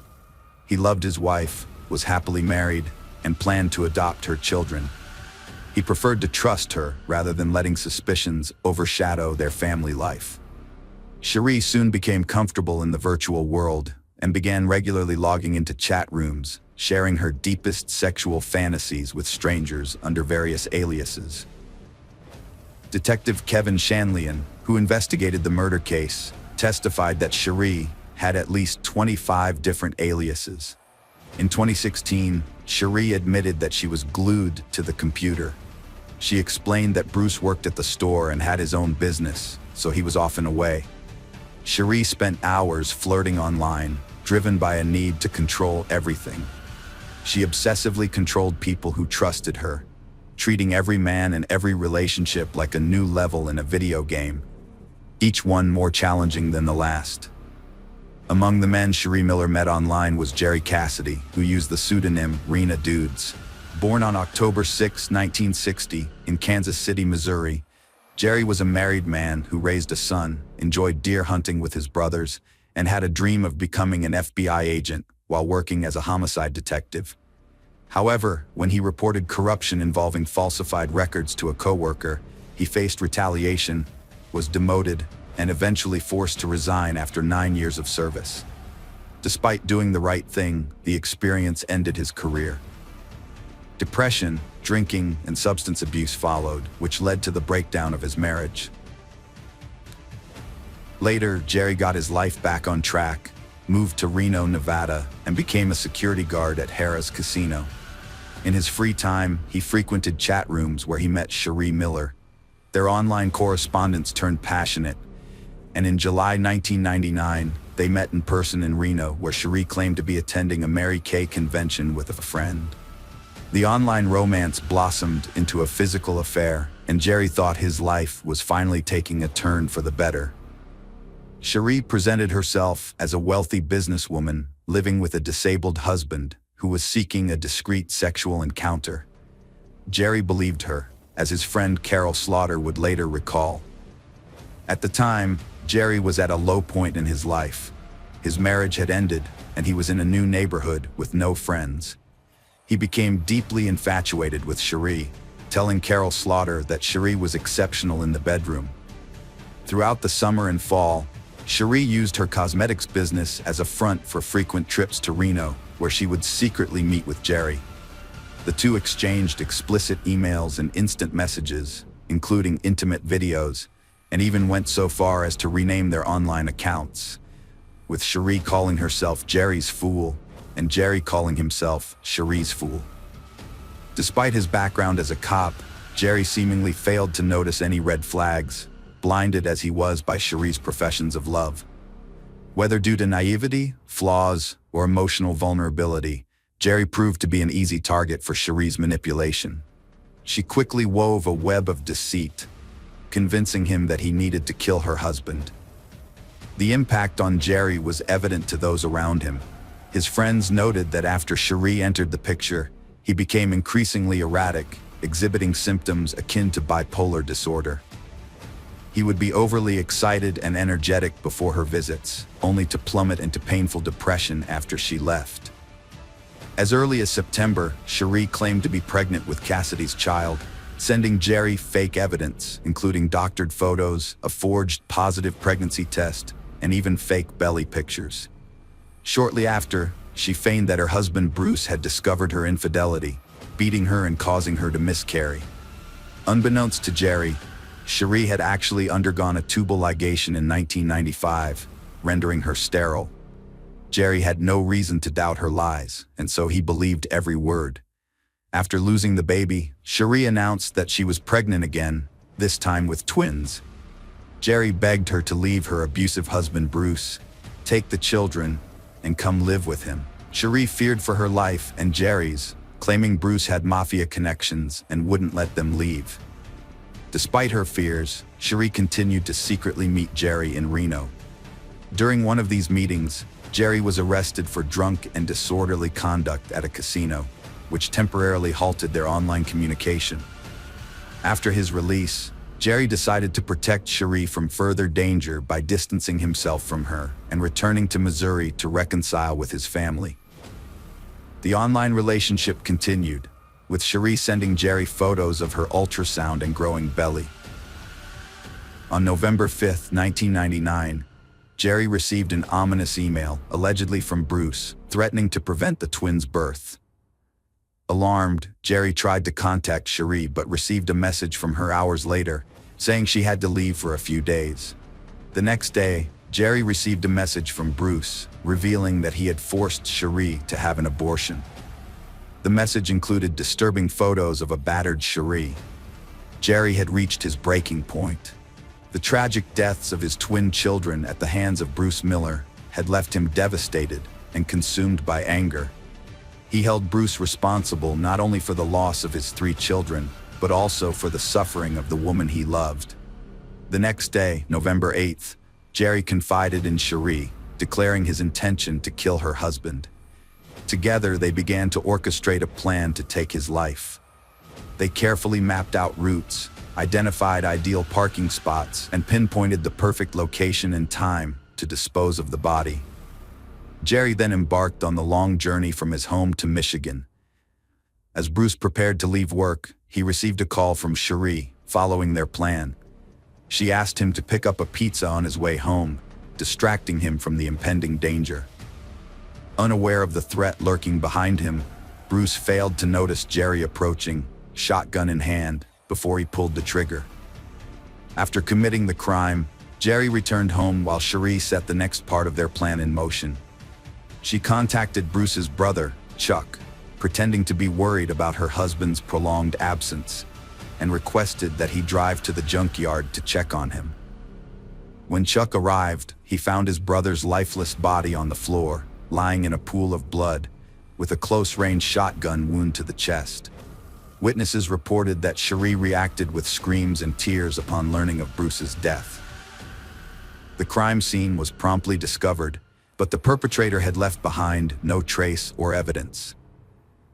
Investigators found that Bruce typically carried large sums of cash, leading them to initially suspect that his death might have been the result of a botched robbery, since his wallet was missing. Suspicion fell on John Hutchinson, a friend and employee who had recently borrowed $2,000 from Bruce. Police questioned Hutchinson, searched his home, and seized his weapons, but he denied any involvement. Although Hutchinson failed a polygraph test, the investigation proved inconclusive, and he was eventually released. A theory that the murder was committed to falsify vehicle identification numbers was explored, but none of the leads panned out, and the case was eventually closed. In the meantime, Cherie's behavior seemed suspicious to Judy Miller, the sister of Bruce, the victim. Just 2 days after her husband's death, Cherie was seen dancing happily in a bar in Otisville, Michigan. 2 weeks later, she had already started dating a local delivery boy named Jeff Foster, not Jerry Cassidy, her supposed lover. Jerry Cassidy had expected to be with Cherie after the murder, but she started to distance herself from him instead. A month after the murder, Cherie moved her new boyfriend into her house and cut ties with Jerry, leaving him heartbroken. It was likely at this point that Jerry realized he had murdered an innocent man due to Cherie's manipulation, and feelings of guilt overwhelmed him. He transformed from Cherie's lover to an investigator and discovered that all the accusations were fabricated by Cherie herself. On February 11, 2000, Jerry took his own life in his apartment in Odessa, Missouri, using a .22 caliber rifle. His body was discovered in a chair, with an open Bible on his lap. The Bible was open to Matthew 5, which contains the passage, "Thou shalt not kill, and whosoever shall kill shall be liable to judgment." It seemed that Jerry had judged himself, confessed his guilt, and taken his own life as punishment. Cassidy's mother revealed in an interview a few days after the body was removed that while cleaning the apartment, family members found a briefcase containing 3 suicide notes and an envelope attached to the outside. Jerry's motive was revenge against the woman who had broken his heart. In his confession, the former detective explained that he had killed Bruce Miller because he believed at the time that Bruce had abused Cherie and was responsible for the deaths of his 3 children. However, the letter also revealed that Cherie Miller had lied to Jerry about Bruce's behavior. On February 22, 2000, police arrested Cherie Miller as she arrived at the airport with her boyfriend, Jeff Foster, after a trip to Reno. She was charged with second-degree murder and conspiracy to commit murder. Prosecutors believed that Cherie was a skilled manipulator who had convinced Jerry to kill her husband under false pretenses. Despite the evidence against her, Cherie maintained her innocence to her deceased husband's family. On December 12, 2000, the trial of Cherie Miller began in the state of Michigan, generating widespread national attention due to the unusual nature of the internet-related crime. The public's interest was exceptionally high. The prosecution presented thousands of messages exchanged between Cherie and Jerry, revealing the numerous lies she had told. Cherie claimed she had undergone a fallopian tube ligation years prior, and therefore could not be pregnant with Jerry's children, and that she had never been abused. However, the prosecution alleged that Cherie wanted her husband Bruce dead for financial gain, as a divorce would not have provided her with sufficient money. In contrast, the defense argued that Cherie received only a minimal sum after Bruce's death and would have enjoyed a more affluent lifestyle had she remained married. The defense also suggested that Jerry Cassidy was seeking revenge as a spurned lover and had fabricated evidence against Cherie.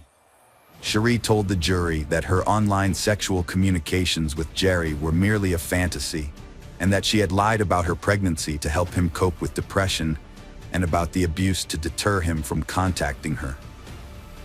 Cherie vehemently denied writing the messages that described the crime, implying that Jerry had forged them using his expertise as a homicide detective. However, the police discovered evidence of the messages on Cherie's computer. The online correspondence played a crucial role in the trial. Miller was convicted on December 22nd, receiving a life sentence for murder and 54 to 81 years for conspiracy. In 2007, while incarcerated, she was diagnosed with post-traumatic stress disorder and other mental health issues. Miller began treatment and filed an appeal, even getting married for the fourth time. Michael DeNoia saw Miller's story on the news and was captivated by her charm. He wrote to her, and in 2008, he visited her in prison, proposing during the visit. Although some reports claim they got married in April 2008, there is no evidence to support this. In 2008, Miller's conviction was overturned on appeal, and she was released from prison in 2009. A federal judge ruled that Jerry's suicide letter should not have been considered evidence, as Cassidy was deceased and the defense could not cross-examine him. The judge ordered a new trial and released Miller on bail.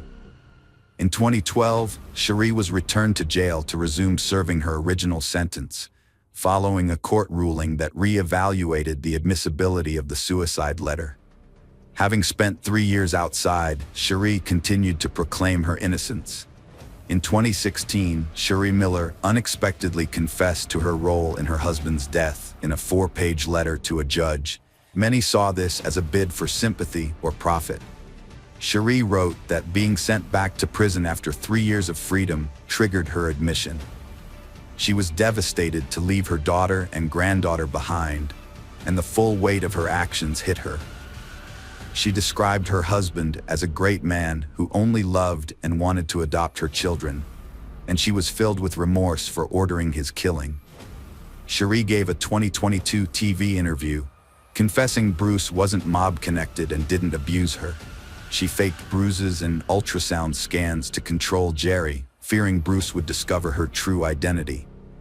Cherie knew Jerry's depression and had evidence, but thought she could manipulate the jury. She rejected a 15-year plea bargain, leading to a life sentence. Now incarcerated, Cherie seeks peace, saying it's hard to face her actions. Hello friends, welcome to our channel. Today we're going to take a look at another horrible case with you. The case of Mike Williams. Mike Williams was born on October 16, 1969, in Bradfordville, north of Tallahassee. He was the son of a bus driver and a kindergarten teacher. Family and friends called him Mike. Even though the family didn't have much money, and Mike, along with his older brother, grew up living in a trailer, those were happy times. The parents cared about their son's future, and instead of building a house, they set aside money for the education of both boys, who themselves worked part-time at night in supermarkets. Mike enrolled in North Florida Christian High School, where he excelled. He became student council president, played soccer, and was active in the Key Club. At the age of 15, Mike started duck hunting as a hobby and met Denise Merrill. Denise was a cheerleader and council secretary, and they began dating. Friends thought they were a great couple. While still in high school, Mike became best friends with Brian Winchester, whom Denise had introduced him to. Brian later had a friend, Katie Thomas, and the two couples remained friends for the rest of Mike's life. After high school, Mike and Denise attended Florida State University, where they both majored in political science and urban planning. The lovers graduated together. Denise became a public accountant, and Mike became a real estate appraiser. Mike proved himself to be a dedicated and hard-working individual, consistently putting in 15-hour days, which led to rapid success in his career. In 1994, he married Denise, and around the same time, his friend Brian married Kathy. The four of them maintained a close and supportive relationship. Mike loved his wife deeply and was determined to provide for their family to the best of his ability. He had boundless energy and was a high achiever. By the age of 31, Mike Williams had achieved significant success as a real estate appraiser, earning a substantial annual income of nearly $200,000. This allowed the couple to purchase a comfortable home in an upscale neighborhood on the east side of town, and in 1999, they welcomed a daughter into their family. Although Mike was prudent, he had a tendency to engage in risky activities, which prompted his friends to warn Denise about them. To ensure his family's financial security, Mike sought the advice of his trusted friend Brian, who worked as an insurance agent.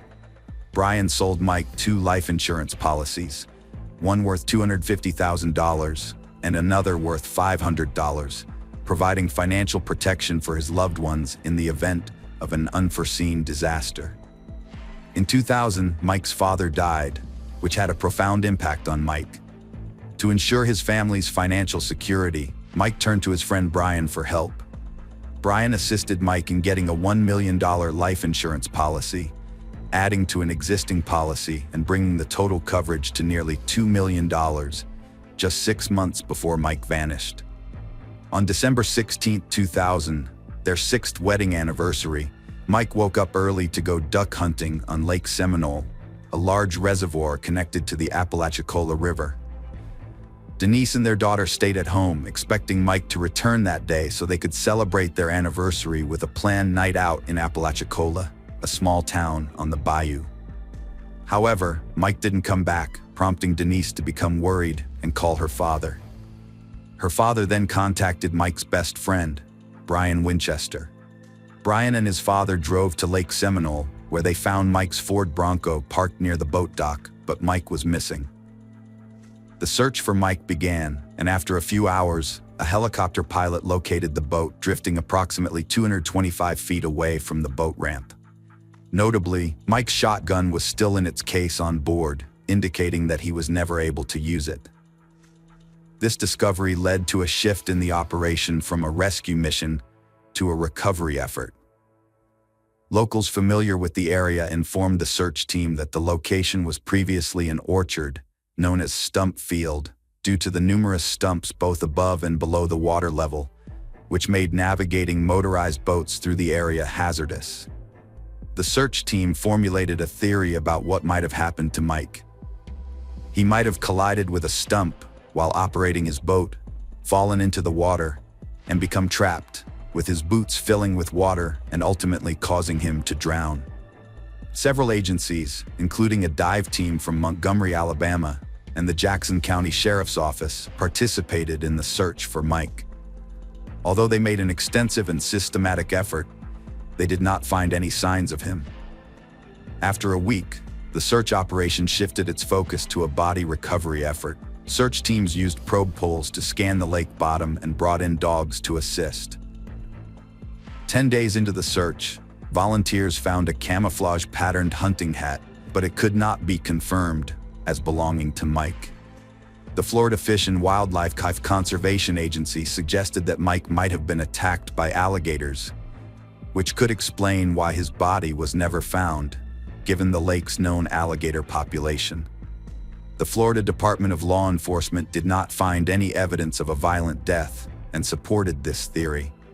The search was finally called off after 5 weeks. The day after the authorities gave up searching for Mike, Denise put together a memorial service to pay tribute to him. While it appeared to everyone that Denise had come to terms with losing her husband, Mike's mother was still grappling with the loss.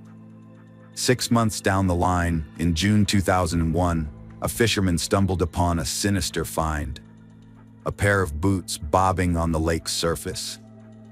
This prompted a team of divers to scour the lake, and they fished out a lightweight hunting jacket and flashlight from the depths. When they examined the jacket, they found a hunting license with Mike Williams' name and signature tucked away in one of its pockets. The discovery of the hunting jacket and boots raised many questions about Mike Williams' disappearance. The fact that neither item showed signs of an alligator attack and appeared to have been recently placed in the water rather than having been there for 6 months was suspicious. The boots, for example, were not slimy, and the flashlight still worked. Despite these inconsistencies, a week later, Denise's attorney requested that the court declare Mike Williams dead, citing the discovery of his belongings as evidence. The attorney suggested that alligators and other aquatic life had likely consumed his body whole. The court granted the motion, and the death certificate was issued, stating that Mike died on December 16, 2000, due to accidental drowning while duck hunting on Lake Seminole. However, Cheryl Williams, Mike's mother, refused to accept this conclusion and continued to search for her son. Her efforts caused tension with her former sister-in-law, Denise, who demanded that she stop searching and accept reality. Cheryl's persistence eventually led to a strained relationship between the two women, and Denise followed through on her threat. Undeterred, Cheryl spent the next 3 years fighting to have Mike's disappearance investigated. She made numerous phone calls, posted signs, wrote to the governor, compiled a book of evidence, and contacted reporters. Her persistence finally paid off when she convinced an alligator expert, Matthew Oresco, to get involved. Oresco explained that alligators don't feed during the cold winter months, and that there would always be forensic evidence left behind after an alligator kill.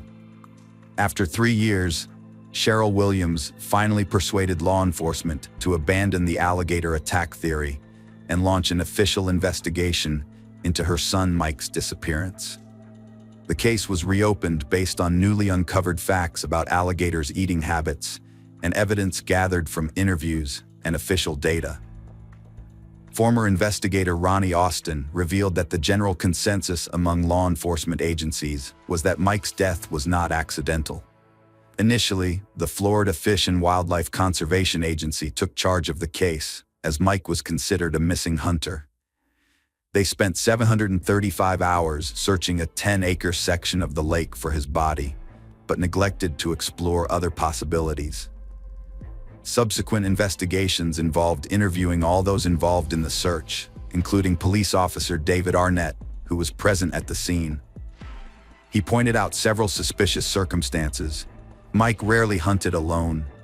His truck was found in an undeveloped area, and the severe storm that night should have pushed the boat to the east shore, yet it was found on the west shore. Furthermore, the boat's motor was not running, despite being full of gasoline.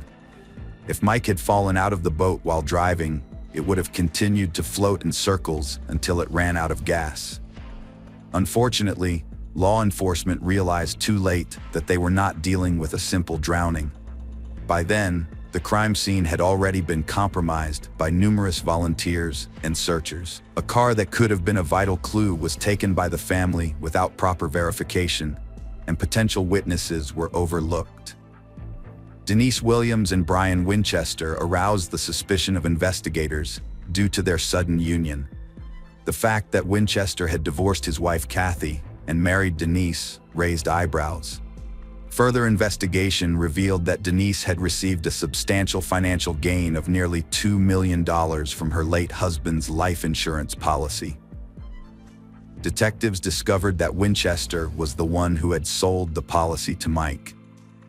It was also peculiar that Denise, as Mike's wife, showed little interest in the investigation and actively tried to hinder Cheryl's efforts, even going so far as to forbid the grandmother from communicating with her granddaughter. When the newlywed couple was brought in for questioning, their statements failed to shed new light on the case.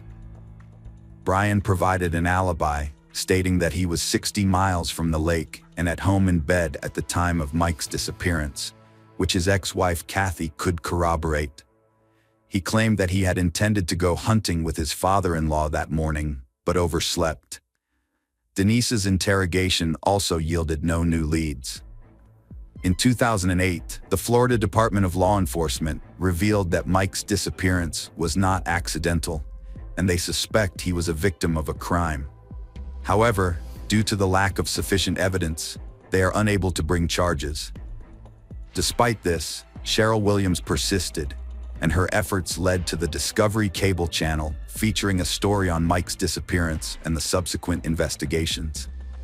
By that time, Cheryl had become disenchanted with the Florida Department of Law Enforcement, convinced that they were either incapable or uninterested in resolving the case.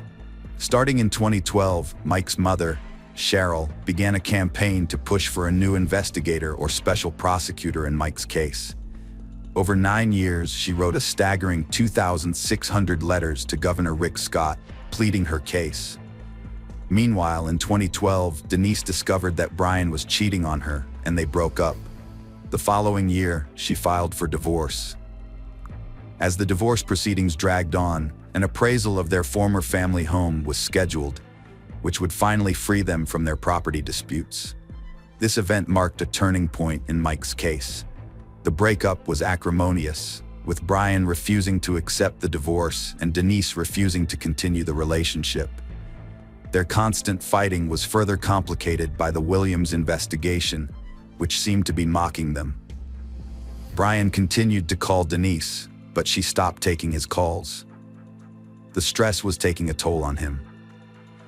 On August 5, 2016, the day of the scheduled real estate appraisal, Denise left her home to drive to her job at Florida State University.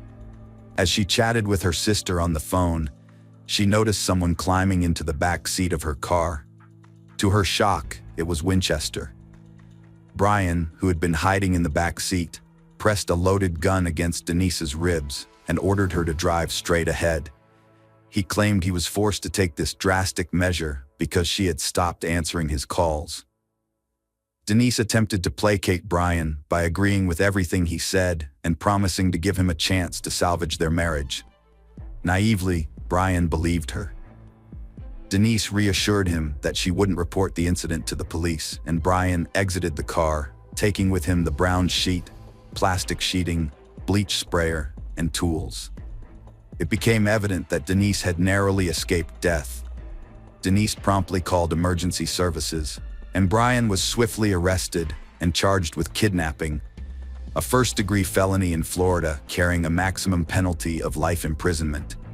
He was also charged with domestic violence and armed burglary. The court ruled to detain Brian without bail.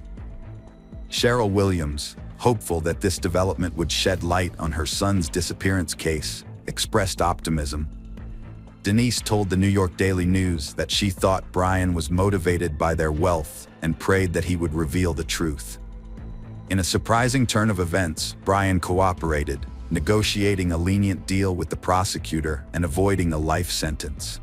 Brian began his confession by saying that initially, their marriage was going well, but he was a bad husband. He discovered a note in his first wife Kathy's purse, revealing her infidelity, and he sought revenge. They regularly socialized with Denise and Mike, going to bars and concerts together. Brian had known Denise since high school, but it wasn't until his girlfriend Kathy cheated on him that he started viewing Denise in a romantic light. The affair between Brian and Denise started in October 1997. What began as a drunken one-night stand at a rock concert soon turned into frequent secret trysts. They would meet at hotels during the workday whenever possible. Brian didn't want to divorce Kathy, But Denise made it clear she wouldn't leave her husband. She cared deeply about public opinion and didn't want to risk losing custody of her daughter. Over time, their affair evolved beyond casual sex. Denise and Brian saw themselves as a couple, exchanging gifts and love letters. It became apparent they couldn't continue like this. They couldn't bear to be apart. But divorce was off the table for Denise. Her reputation as a pious person had to remain intact. Then, Mike nearly died in a hunting accident, and Brian saved his life.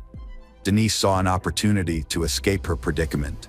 After making a deal with the prosecutor, Brian will disclose that the year 2000 sparked discussions about Mike and Kathy's death. According to Brian, Denise had wanted to deflect responsibility, placing the blame solely on him and not herself. She had preferred a scenario in which their deaths would be viewed as an accident rather than a murder, thereby allowing her to convince herself that their fate was in God's hands, which would enable her to live with the consequences. After considering various options, Brian and Denise chose to stage a boating accident. They planned the murder to coincide with the maximum payout on Mike's life insurance policy, which was set to expire at the end of December 2000. The plan was in place. Brian invited Mike on a hunting trip, claiming he'd found an ideal spot on Lake Semol's shores. Mike thought he'd be back home by noon to celebrate his anniversary with his wife. Brian told him to bring his wading boots, as they were essential for the trip. Unbeknownst to Mike, Brian had a sinister motive. If he fell overboard wearing wading boots, he'd supposedly drown quickly. The plan was to make Mike's death appear as an accidental drowning. Once they were in the water, Brian pushed Mike out of the boat. However, Mike grabbed onto nearby stumps and started wading through the water towards the shore. Brian panicked, not knowing how to react. Mike began shouting for help, and Brian, desperate and confused, grabbed a shotgun and shot Mike in the head without thinking of the consequences. Brian's plan had unraveled, and he had to cover his tracks. Time was running out. He should have been home by now, getting ready to go hunting with his father-in-law. Since no one knew he was at the lake with Mike, Brian decided to drive home and pretend he'd overslept. He hoped Kathy would still be asleep. Brian entered the house as quietly as possible. Kathy was asleep, and his phone was on the floor. He went to bed, then called his father-in-law to apologize. Next, Brian created an alibi for himself before hiding the body. Denise was unaware that Brian had shot Mike in the head and buried him. Brian tried to confess, but Denise didn't want to hear it. For her, it was enough that her husband was gone. She preferred to believe that God had prevented Mike from swimming out and let him drown, as Brian had suggested. They promised each other to keep the secret. Denise and Brian rationalized the killing, claiming that Mike's presence made it impossible for them to live together. They downplayed the role of money, saying it was just an added bonus. Brian testified in court that investigators had discovered he had planted a hat, boots, flashlight, and license as part of a ruse.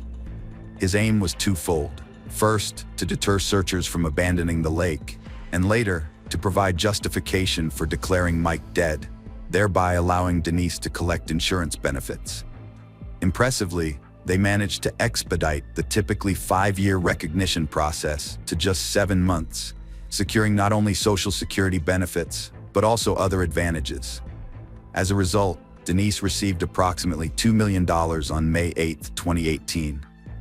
Denise Williams faced charges of first-degree murder, conspiracy to commit murder, and being an accessory to a felony, all of which carried a life sentence. Despite pleading not guilty to all 3 charges, Denise was sentenced to life imprisonment in February 2019. 5 months later, Mike and Denise's daughter Ansley inherited all of her late father's assets and the insurance money that had been owed to Denise.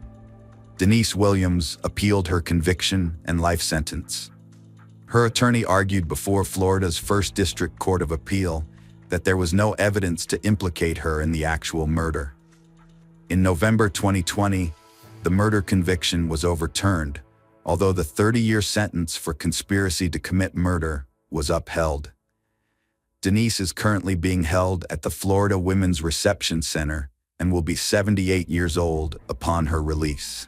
Brian Winchester is currently serving the remainder of his sentence at Madison Correctional Institute in Florida, with a scheduled release date of July 30th, 2036, at which point he will be 67 years old. Ansley, the daughter of Mike and Denise, firmly believes her mother is innocent and attributes responsibility to Brian Winchester. While refusing to discuss the case or her personal life with the media, Ansley remains estranged from her uncle, Nick, and grandmother, Cheryl, who are distressed by their inability to connect with her. Cheryl deeply regrets having lost both her son and her granddaughter. Hello friends, welcome to our channel. Today we're going to take a look at another horrible case with you. The case of Soraya Sierra. Soraya Sierra was born on November 9, 1979, in New York, the second of 3 children in a large family. She grew up with her older brother David and younger sister Christina. Her parents, Dennis and Bethany Jimenez, were of Puerto Rican descent and had immigrated to the United States in 1973, settling in Manhattan, where their children were born. After moving, the couple joined a local Protestant community and converted to evangelical Christianity. They raised their children in a strict environment, adhering to the religious principles of their adopted faith. The family was regular churchgoers, socialized with other community members, and the children attended Sunday school. Soraya was an active and creative person who stood out for her strong will and complex personality. Unlike her younger sister Christina, who was quiet, obedient, and modest, Soraya was seen as a rebellious and mischievous individual. However, she still respected her parents and acknowledged their authority. In the Jimenez household, there were strict rules that everyone followed. These rules governed daily routines, everyday moments, and behavioral norms. For instance, the daughters were not allowed to interact with boys, go on dates, or stay out past 9 p.m. All their friendships were monitored, and their parents always knew who they were with and where. As a result, Soraya's life revolved around home, school, and church, and her social circle was limited to people she met in those places. Soraya, active, energetic, socially oriented girl, was bored and cramped within the framework in which she was kept, but her parents were sure that they were doing the right thing for the good of their children. During her school years, Soraya planned to enter a pedagogical university and become a teacher in the field of culture or arts. But closer to the end of her studies, she became interested in psychology and began to think about connecting her future profession with this field of activity. At a religious community meeting, a young woman named Soraya caught the eye of Stephen Sierra, a man 7 years her senior. He was the first to approach her, finding an excuse to chat. Soraya was just 18 at the time, and with her parents' approval, the two started dating. Stephen made a good impression on Dennis and Bethany, who thought he was a decent, polite, and honest suitor for their daughter. Though Soraya wasn't deeply in love with Stephen, she agreed to marry him, largely to gain independence from her parents' household and strict control.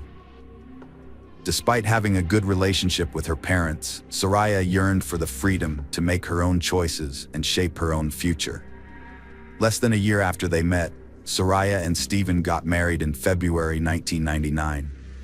At the time, Soraya was 19 years old, and Stephen was 26. After the wedding, they moved to Michigan, where Stephen's parents lived. This was a big change for Soraya, who had spent most of her life in her native New York.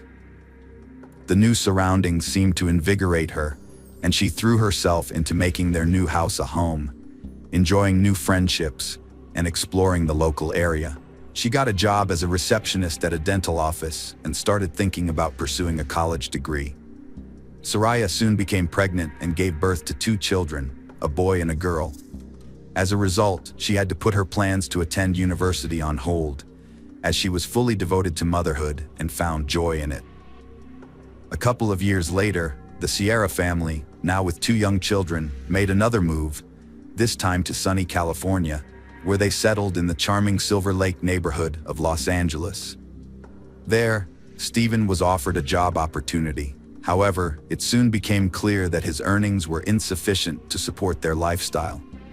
After discussing their situation, they decided to return to New York, eventually settling into a modest rented apartment located near the home of the Jimenez family.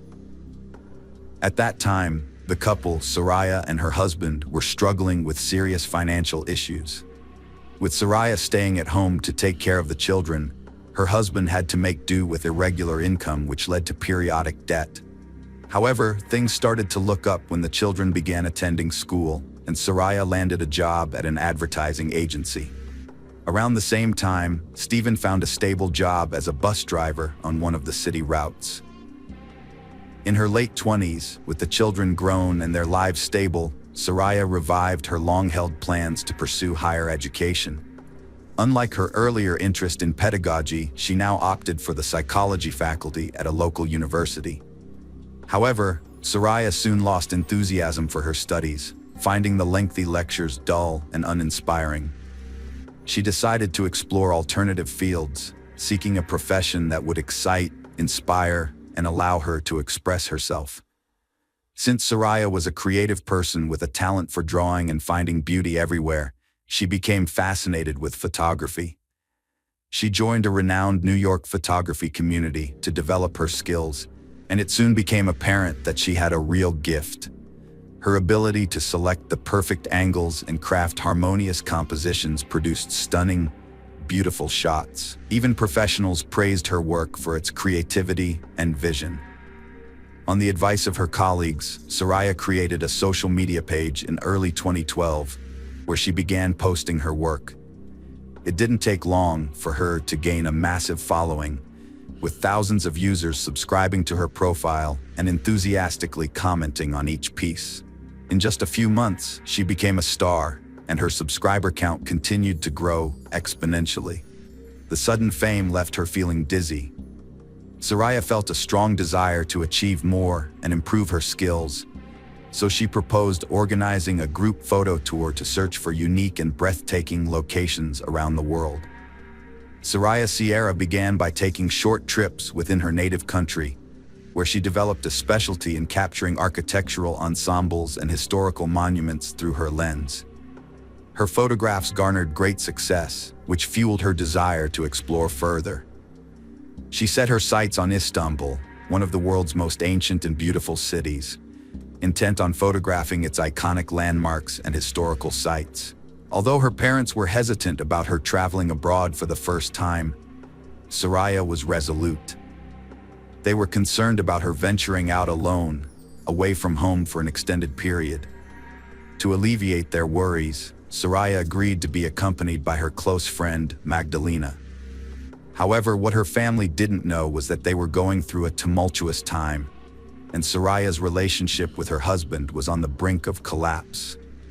It's possible that her desire to embark on a photography tour on the other side of the world was, in part, a coping mechanism. She yearned to escape her situation, gain a fresh perspective, and reflect on her family's troubles from a distance. After feeling confined for too long, Soraya felt an overwhelming need to break free and do something that nourished her soul during that difficult period. Soraya's relatives were worried that she would be traveling by herself to a foreign country on the other side of the ocean. But she calmed their fears by promising to keep in touch daily through phone calls, letters, and photos. Besides, Soraya had already lined up commercial photography projects in Germany and Austria, which were part of her meticulously planned itinerary. In fact, her whole trip was carefully timetabled, with every hour accounted for, leaving no room for spontaneity or changes. On January 7, 2013, Soraya boarded a flight from New York to Istanbul with limited cash, a smartphone, a tablet, and a DSLR camera with professional lenses. After arriving, she called her family to let them know she had landed safely and was heading to check into a budget hotel she had booked in advance, located in a remote and apparently unsafe area. It later emerged that Soraya was not alone in Istanbul. She was accompanied by a young man named Tylan, whom she had met on social networks in mid-2012. Tylan was the one who had persuaded her to fly to Turkey for several months. During this time, they had been in close contact and had developed a strong bond. Soraya had complete faith in her new friend, and they spent almost every day together, exploring the city's attractions. As a native of Istanbul, Taylan was intimately familiar with the city and organized exciting trips to the most interesting and sometimes unusual places. After Turkey, Soraya traveled to Europe for commercial photo shoots, staying with longtime subscribers to save on hotels. In Vienna, she met a young man who shared her passion for photography and hosted her for 2 days. The trip went as planned, with Soraya visiting each destination and meeting everyone on her schedule. On January 21st, 2013, Soraya finished her photo tour and called her parents and husband to let them know her flight details for New York. As she had never spent so much time away from home before, everyone was relieved her trip was ending. However, before departing, Soraya decided to take a final stroll around the city to capture some last-minute photos for her account. When Soraya's father arrived at the airport to pick her up, she was nowhere to be found among the passengers. Her phone was also unreachable, and all attempts to contact her failed. Concerned, her father approached the airline representatives, who informed him that no passenger by her name was on the flight. Soraya's husband, Steven, immediately contacted her Istanbul hotel, where he was told that her belongings remained in the room and she hadn't checked out, despite being due to do so the previous day.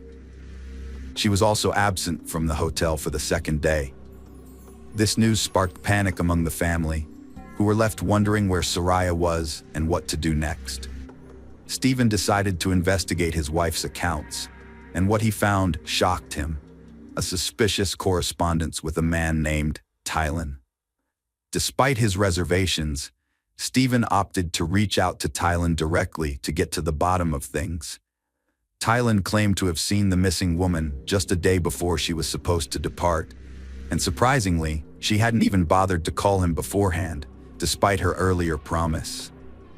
Soraya's family promptly notified the American embassy in Turkey about the incident, and a large-scale search operation was launched the following day. A special unit was formed to handle the operation.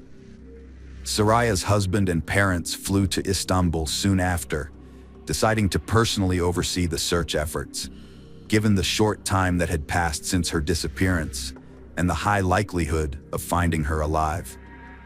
The police investigation began by looking into Soraya's social circle and speaking with people who had seen her shortly before she vanished.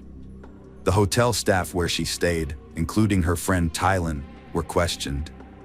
The hotel manager reported that he last saw Soraya the night before she disappeared, when she left with a small bag and a camera. She was supposed to check out later, but never returned to the hotel.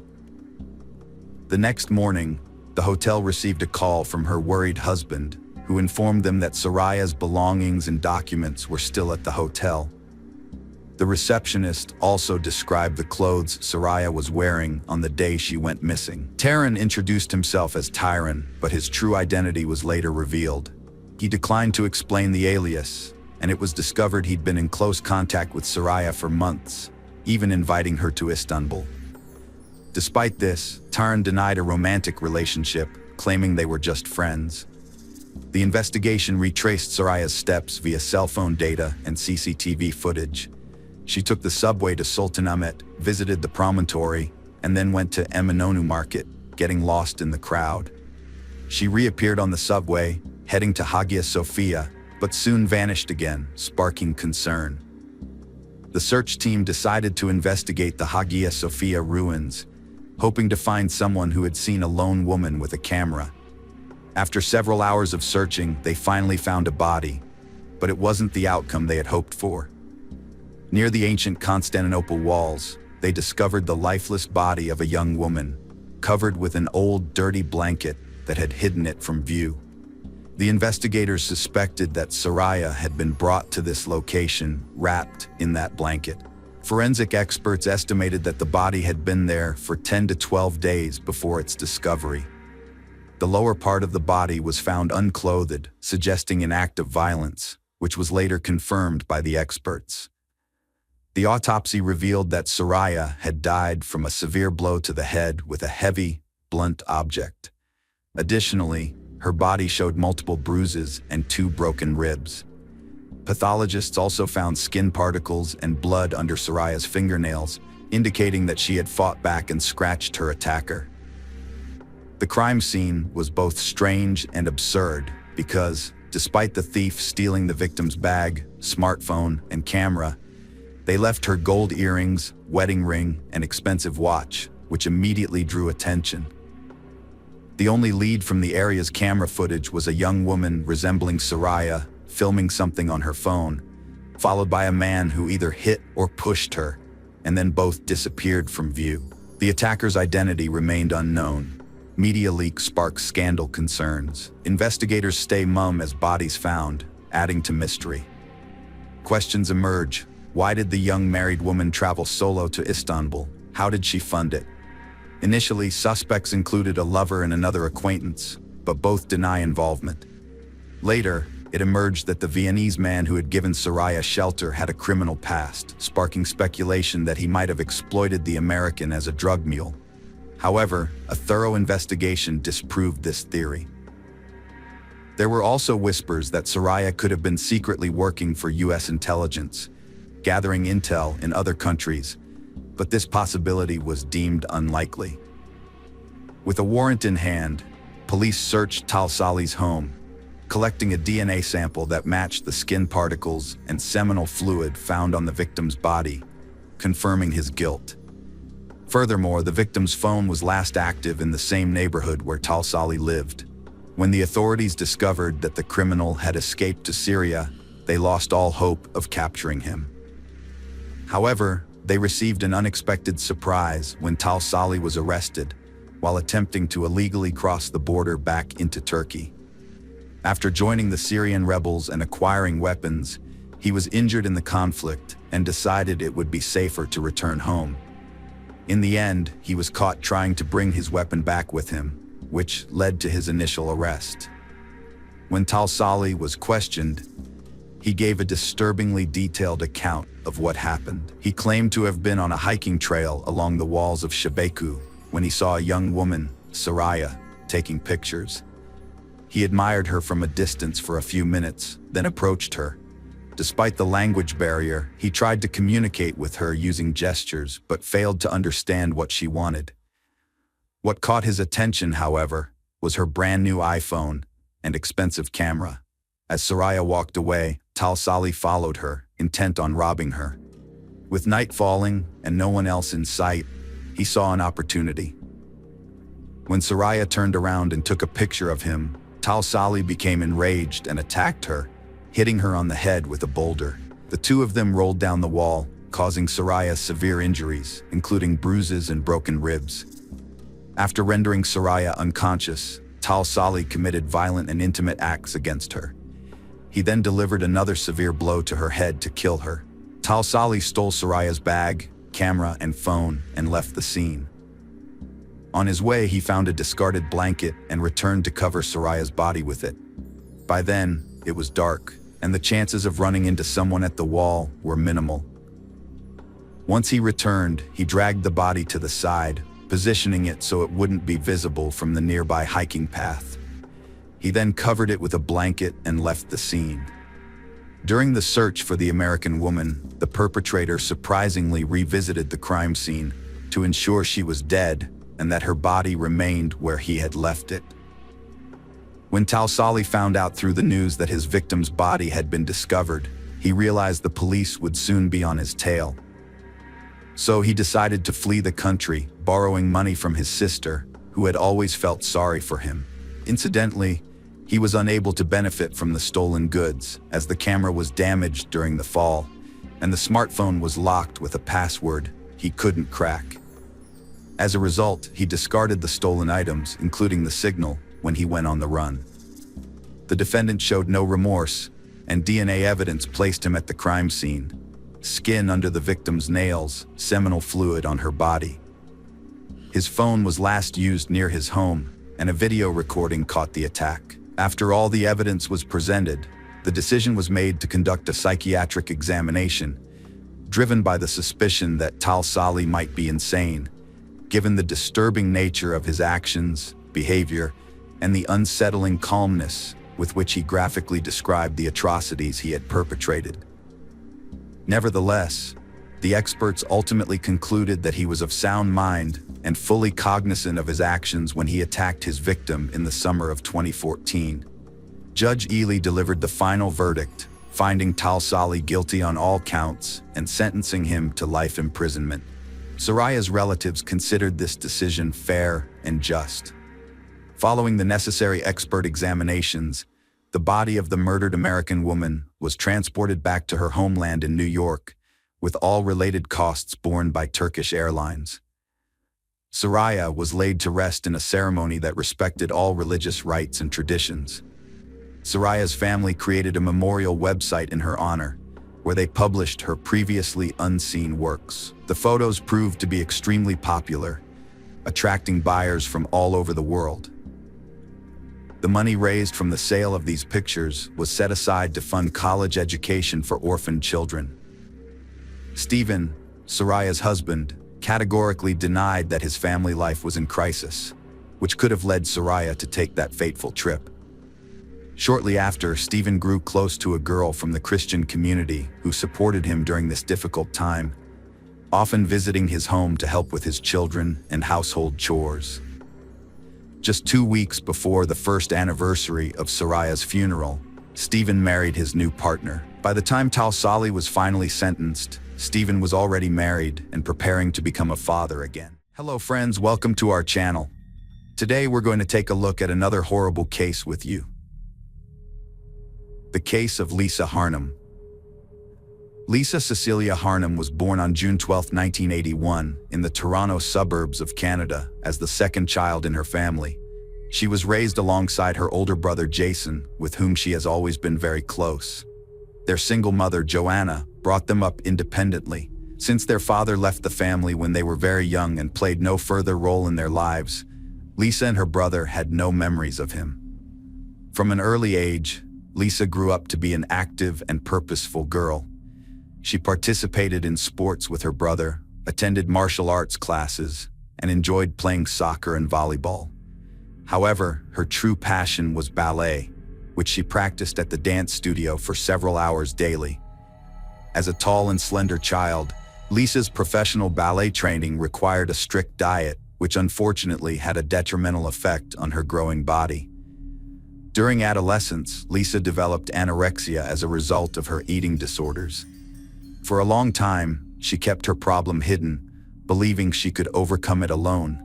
However, when her weight dropped to critically low levels, her mother intervened and had Lisa hospitalized for several months to recover and gain weight. After graduating, she pursued dancing classes and decided to enter the beauty industry. Alongside her university studies, she worked as a perfumer at a large cosmetics chain store, and in her free time, studied makeup and hairdressing techniques. When she turned 24, Lisa moved to Australia in 2005, driven by a desire for drastic change. She wanted to escape to a warmer climate and explore the world. On a 1-year work visa, Lisa traveled to another continent. Her mother, Joanna, accompanied her for the first few months to ensure a smooth transition. Once satisfied that her daughter was settled, Joanna returned to Toronto, confident that Lisa could take care of herself. Lisa settled in Sydney, renting a cozy apartment, and soon landed a job at a small local cosmetology company. Once her visa expired, she made the decision to make Australia her permanent home. To achieve this, she first extended her stay for another year, and then began preparing the necessary documents required to obtain Australian citizenship. Lisa faced challenges in her personal life, partly due to her preference for older men, possibly stemming from her absent father figure. In 2006, she started a romance with a coworker nearly twice her age at Sydney Cosmetics. They moved in together, and her family approved. They traveled extensively, but eventually broke up a year after their engagement, with the age difference likely a factor. In 2010, Lisa graduated from the Sydney College of Stylists and landed a job as a hairdresser at a popular beauty salon, where she swiftly earned the respect of her colleagues and the trust of her clients. Around the same time, she started dating a new boyfriend, but their romance was short-lived after Lisa discovered he was married. Refusing to get involved in destroying someone else's family, she ended the relationship promptly. Before that, at a party, her boyfriend had introduced her to his friend, Simon Gitney, a businessman. This chance encounter would ultimately prove disastrous for Lisa. Born in December 1973 in Maryland, Simon Gitney came from a large, religious family of Lebanese immigrants. Raised alongside 5 siblings in a strict, obedient household, Simon struggled to control his emotions and anger from a young age. He was possessive, intolerant of rejection, and prone to violent outbursts, which eventually led to serious legal troubles. At 18, Simon Gitney was first incarcerated for harassing his ex-girlfriend at her workplace. The store owner intervened, but Simon returned with friends, assaulted the owner, and was subsequently arrested. Due to good behavior, he only served a few months before being released on bail. 3 years later, Simon was arrested again, this time for theft. He resisted arrest, engaged in a violent struggle, and bit off a policeman's earlobe.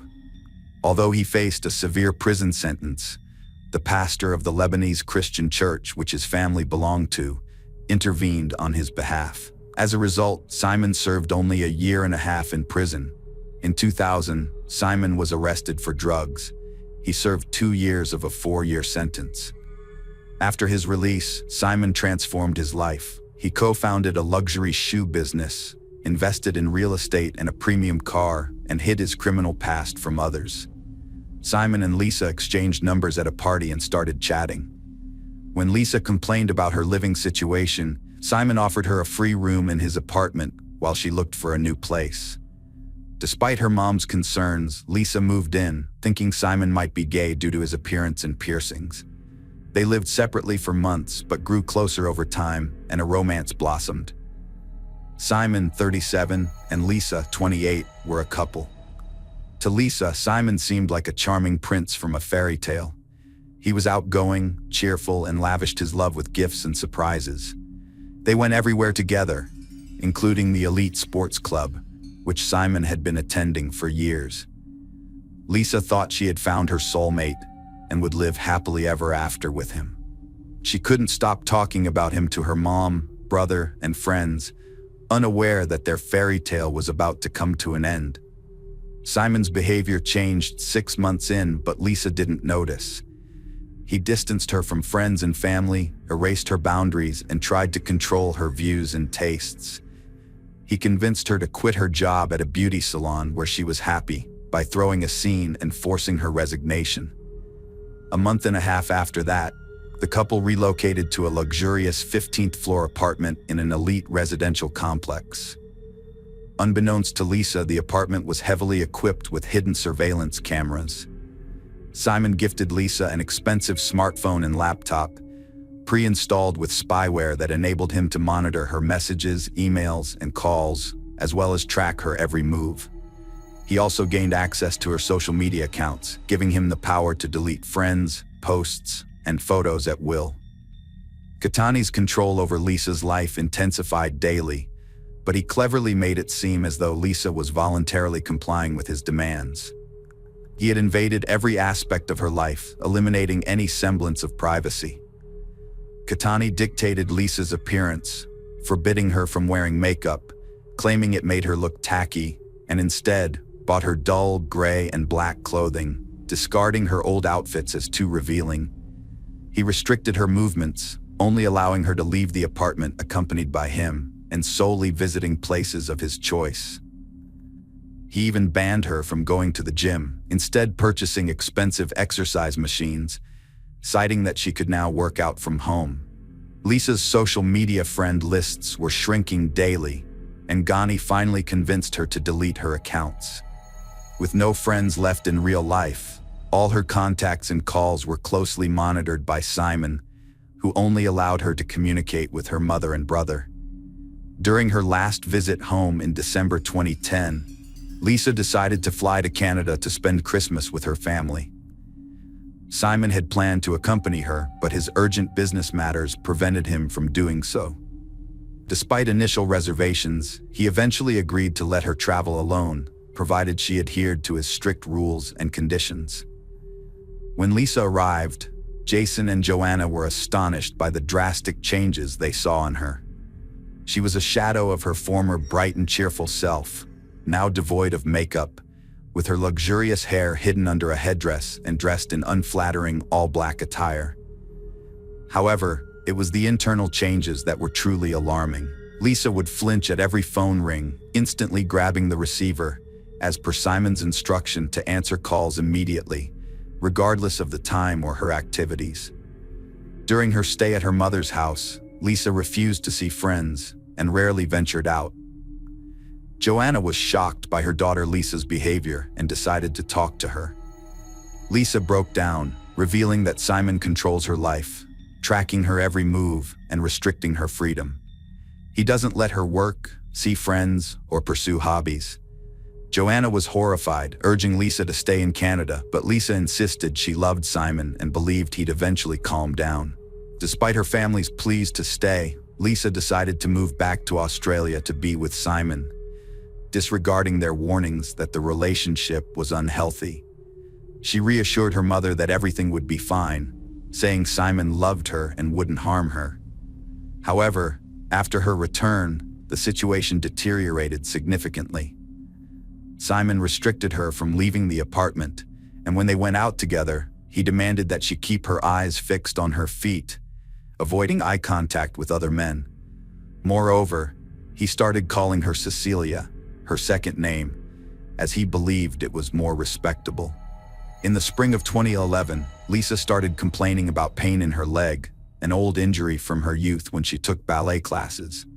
Instead of taking her to the hospital, Ghani hired a female physical therapist to give Lisa massages 3 times a week at their home. The therapist soon became Lisa's closest friend and confidant, and Lisa openly shared her concerns about her difficult situation with her. On June 12th, Simon organized a birthday party for Lisa at the most expensive restaurant in Sydney, but the guest list only included his relatives and close friends. Lisa wasn't allowed to invite anyone she wanted, making it an isolating celebration. At the end of the evening, Simon proposed to Lisa by putting a ring on her finger. She accepted, but her tears were not of happiness. Instead, they were tears of desperation and hopelessness, noticeable to everyone present. Back home, Lisa called her mother and tearfully shared the news of her engagement. However, her mother, Joanna, was not pleased with the announcement. She tried to convince Lisa to end the relationship and return to Canada as soon as possible. Lisa asked her mother to avoid discussing this over the phone, as she had already realized that her fiancé, Simon, was eavesdropping on their conversations. Lisa attempted to focus on the upcoming wedding and started making plans. When she tried to discuss the details with Simon, he curtly dismissed her, informing her that he would select the venue, choose her dress, and create the guest list. Lisa felt utterly powerless, having no say in the matter. During a subsequent physiotherapy session, Lisa confessed that she couldn't continue like this, but felt trapped because Simon refused to let her go. The physiotherapist and Lisa devised a plan. At each session, Lisa would secretly pass some of her belongings to the therapist for safekeeping, all while ensuring Simon remained unaware of her actions. On July 28th, Simon rushed out of the house, leaving his laptop behind, which was unusual for him since he always carried it with him. Lisa seized the opportunity to investigate, and her worst suspicions were confirmed. She discovered a spyware program on the laptop, which Simon had used to obtain all her phone data and recordings of her conversations with her mother. Even more disturbingly, she found surveillance footage from the security cameras installed in every room of their apartment. On the same day, Lisa used her physical therapist's phone to call her mother and begged her to take the next available flight to come and rescue her from the apartment. However, Joanna couldn't drop everything immediately. She needed time to arrange a shift swap with a colleague. In hindsight, Joanna would always regret this delay. Back home, Simon quickly realized that his fiancée had discovered the spyware on his laptop. Lisa broke down in tears, trying to understand why Simon would do such a thing, but he justified his actions by claiming they were for her own good. On July 29th, an intense conversation took place between the young couple, a recording of which would later be presented in court. Lisa was overcome with emotion and asked to leave, but Simon remained calm and assured her that this would never happen, suggesting that she was suffering from mental health issues. On the morning of July 30th, 2011, Lisa woke up early, got dressed, and gathered her important documents and belongings in her purse. She locked herself in the bathroom and made a final phone call to her mother, warning her that if anything bad happened to her, it would be Simon's fault. It seemed Lisa was attempting to sneak out of the apartment while Simon slept, but unfortunately she was unsuccessful. What happened next is unclear, but according to neighbors, they heard a scream in the hallway. However, before they could react, the noise abruptly stopped, and exactly a minute later, a young woman fell to her death from the 15th floor balcony.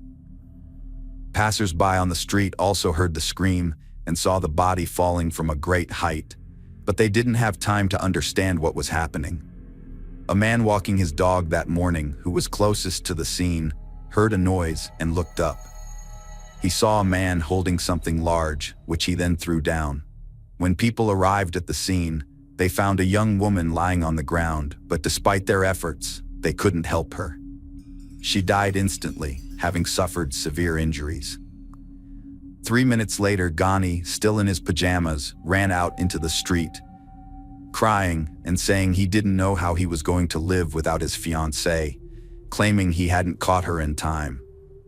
At first, it seemed like an accident, but Ghani quickly claimed that his fiancée had intentionally ended her life. A note found in his pocket and a disturbing video suggested that something strange was going on. After the body was taken to the morgue and examined, a torn note was found in different pockets with the message, "There are cameras everywhere in the apartment."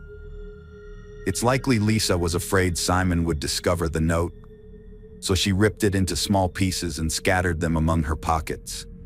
An investigation revealed that indeed, multiple cameras were installed in the apartment, but the hard drive containing the recordings was nowhere to be found.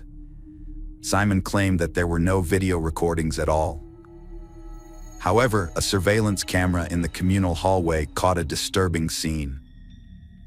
The short footage shows Lisa fleeing the apartment and calling for help, but Simon grabs her from behind, covers her mouth, and drags her back inside.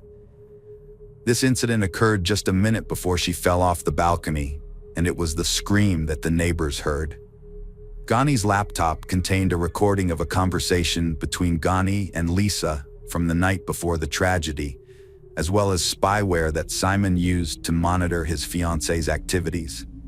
Simon claimed that he and Lisa had an argument that morning, during which she became hysterical and ran out into the hallway, screaming. He said he managed to bring her back inside because he didn't want to attract the attention of their neighbors. According to Simon, he then tried to call Lisa's mother, but she ran out to the balcony and jumped to her death just as he was doing so. Simon admitted that Lisa had previously threatened to take her own life, but he hadn't taken her warning seriously. Meanwhile, Ghani attributed the spyware on his laptop to Simon's supposed concern for Lisa's safety. During the trial, Simon was accompanied by Rachel Louise, a 22-year-old model who bore a striking resemblance to his late fiancée. However, it was later alleged that Rachel Louise was only using Simon to gain fame and attention, and that she willingly spoke to the press and appeared on TV to declare that Simon was incapable of harming a woman. Simon's lawyers attempted to persuade the court that Lisa was unstable, prone to outbursts, and potentially responsible for her own death, despite evidence of her long battle with anorexia and her treatment at a clinic. They also claimed that Simon, being shorter, would have been physically incapable of lifting Lisa, who was taller, or throwing her over the balcony. However, a gym trainer, who regularly saw Simon, testified that he was much stronger than he appeared and could easily have lifted Lisa, contradicting the defense's claims. This was further supported by the absence of Lisa's fingerprints on the railing and glass barrier, which suggested she could not have jumped without touching them. Additionally, the physiotherapist who had been confided in by Lisa and received her belongings in the hope of escaping her abusive relationship testified in court, providing crucial evidence. In the end, Ghani was found guilty of murdering his fiancée and sentenced to 26 years in prison, with the possibility of parole after 18 years. After the verdict was announced, Rachel Louise became enraged and started insulting the judge, which led to her removal from the courtroom. Simon and his legal team attempted to appeal the court's decision, but all their efforts were unsuccessful, and the verdict stood. Following the verdict, Rachel ended her relationship with her boyfriend, citing in an interview that it was challenging to maintain a relationship while he was incarcerated, although she still believes he is innocent. Welcome back, detectives. Let's dive into another horrible case, the case of Luz Maria Lopez. Luz Maria Lopez was born on March 17, 1995, in San Cristobal Verapaz, a small town, to a modest family. She was the youngest of two children. Her parents, Al Morales and Brian, raised her along with her older brother, Omar. Luz Maria's early life was marked by a serious health scare. As an infant, she nearly died due to an intestinal obstruction and underwent a complex surgery. Although her doctors were uncertain about her chances of recovery, her mother's prayers and faith played a significant role in Luz Maria's survival. Fortunately, the surgery did not affect Luz Maria's development. She grew up to be a healthy and active child. During her school years, Luz Maria was a sporty. She was actively involved in gymnastics, athletics, and classical dance. She easily makes friends with everyone and got along with people from different backgrounds. Luz Maria excelled academically, particularly in the humanities. After completing her secondary education, Luz Maria decided to pursue higher education at a prestigious state university. She chose to study law and later specialized in criminalistics, a field that had always fascinated her. A fateful encounter took place when Luz Maria accompanied her mother to a car dealership in Coban, the capital of Alta Verapaz. The occasion was her older brother's 25th birthday, and the family wanted to surprise him with a motorcycle he had always desired. Inside the dealership, they were warmly greeted by a courteous and attentive young sales consultant named Jorge, who showcased the available models, offering some advice. Although Luz Maria and her mother have already chosen a model, but they want to consider and discuss it with her father before making a decision to buy it.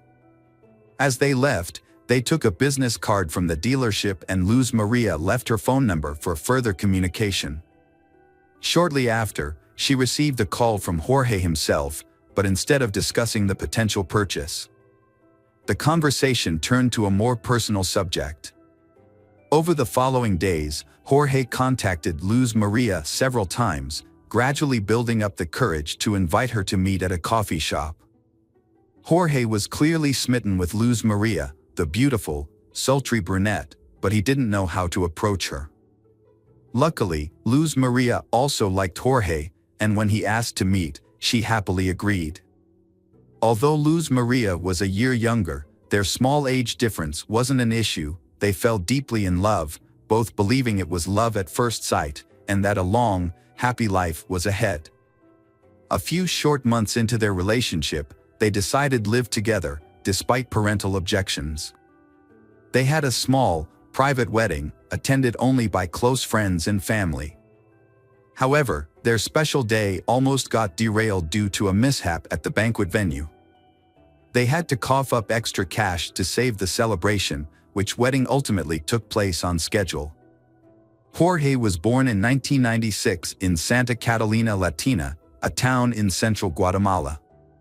Jorge and his younger brother, Pablo, grew up in a low-income household. His family struggled financially, so as children, They did not have the luxury of fine clothes and expensive toys, as the family's limited income only covered the most basic needs. Even though Jorge grew up in difficult circumstances, he seemed to have no motivation to change his life for the better. He lived life at his own pace, choosing to enjoy simple pleasures rather than strive for advanced degrees or job security. Those who knew Jorge described him as introverted, unsociable, and having few close relationships, especially with women. When he met the love of his life, Luz Maria, he went all out to win her heart and quickly proposed, fearing she might change her mind. However, Luz Maria's parents, Al Morales and Brian, were suspicious of him from the start. They couldn't quite put their finger on what it was about him that they didn't like, but they couldn't convince their daughter to call off the wedding. The marriage turned out to be unhappy. After the wedding, Luz Maria became pregnant, but she had not yet finished her university degree and struggled to find a good job. Due to her lack of experience and health issues, she had to accept short-term, low-skilled jobs. Meanwhile, her husband lost his job and was in no hurry to find a new one. When their daughter, Alice, was born, the family's financial situation became more difficult. Both spouses were unemployed, and they had no money to pay rent, buy food, or pay for the family's basic needs. Jorge convinced Luz Maria that their only option was to temporarily move in with his parents. Luz Maria was initially hesitant, but facing no alternative and having a baby to care for, she eventually gave her consent. Luz Maria's mother was aware of the problems her daughter was facing in her marriage, but despite mother concerns, Luz Maria was optimistic that things would improve. Luz Maria assured her mother that everything would get better soon, so her mother decided to visit her and see how she was doing. However, when she went to Luz Maria's husband's house to see her daughter, she was shocked by what she found. Luz Maria was in a terrible state, eating only once a day and very little at that. This was partly due to Jorge's family not providing her with enough food, even though she was unemployed and breastfeeding her young daughter. The lack of food was only one of many problems Luz Maria faced in her in-laws' home. She was constantly belittled and even physically abused by her husband's younger brother. He was annoyed by the sound of the baby crying and the presence of children's belongings in the house. On several occasions, he threw items at Luz Maria, including a baby bottle that hit her and her daughter, Alice, who was in her arms. Despite witnessing these events, Jorge just stood by and did nothing to protect his wife and children, he treating them as if they were strangers. Al Morales convinces her daughter to take her granddaughter to her maternal home. Jorge arrived shortly afterwards, asking his wife to return home and promising to find a job. Luz Maria agreed, on the condition that they could rent their own apartment and live separately from Jorge's parents. After completing her education and defending her diploma, Luz Maria landed her dream job at the city prosecutor's office. As a smart, talented, and responsible young woman, she quickly earned the respect of her colleagues and began to advance in her career. As time passed, the family's financial situation significantly improved, thanks to Luz Maria's hard work and success. They were eventually able to afford a car. Meanwhile, Jorge continued to struggle with his own life, failing to find direction and instead relying on his wife's income. His laziness and jealousy intensified over time, causing tension in the household. Jorge had a volatile temper, and the situation worsened with time. Jorge was a man who preferred a life of leisure, spending most of his time at home watching TV, drinking beer with friends, and relying on his wife's income. He was extremely possessive and controlling, restricting his wife's freedom and autonomy. He wouldn't allow her to make friends, have lunch with colleagues, or even be alone without him. He constantly monitored her phone activity, checked her call history, and read her messages. He also forbade her from creating social media accounts. When they were alone at home, Jorge's behavior was just as bad. He frequently arguments, blamed his wife for all their problems, and never took responsibility for his actions. When they lived with his parents, Jorge failed to stand up for his wife, instead watching as she was humiliated, insulted, and even physically abused by his relatives. Jorge frequently resorted to physical violence in their relationship. He had a controlling attitude towards his wife, Luz Maria, and wrongly believed she would accept his abusive treatment. Their neighbors frequently heard screams coming from their house and witnessed signs of physical abuse on Luz Maria's face and body. Luz Maria had tried to leave her husband multiple times, taking their daughter and moving in with her parents. However, her husband would always show up, beg for forgiveness on his knees, and promise to change. Despite her parents' warnings to leave him, Luz Maria would forgive her husband and give him another chance. On December 15, 2020, after another violent argument, Luz Maria took their 3-year-old daughter, Alice, fled to her mother's house in tears. The next day, Jorge arrived, but it was unclear whether he was seeking reconciliation with his wife or just wanted his car back.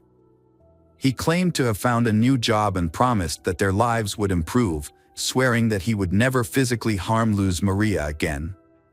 Luz Maria believed him once more and returned to their rented apartment with her husband.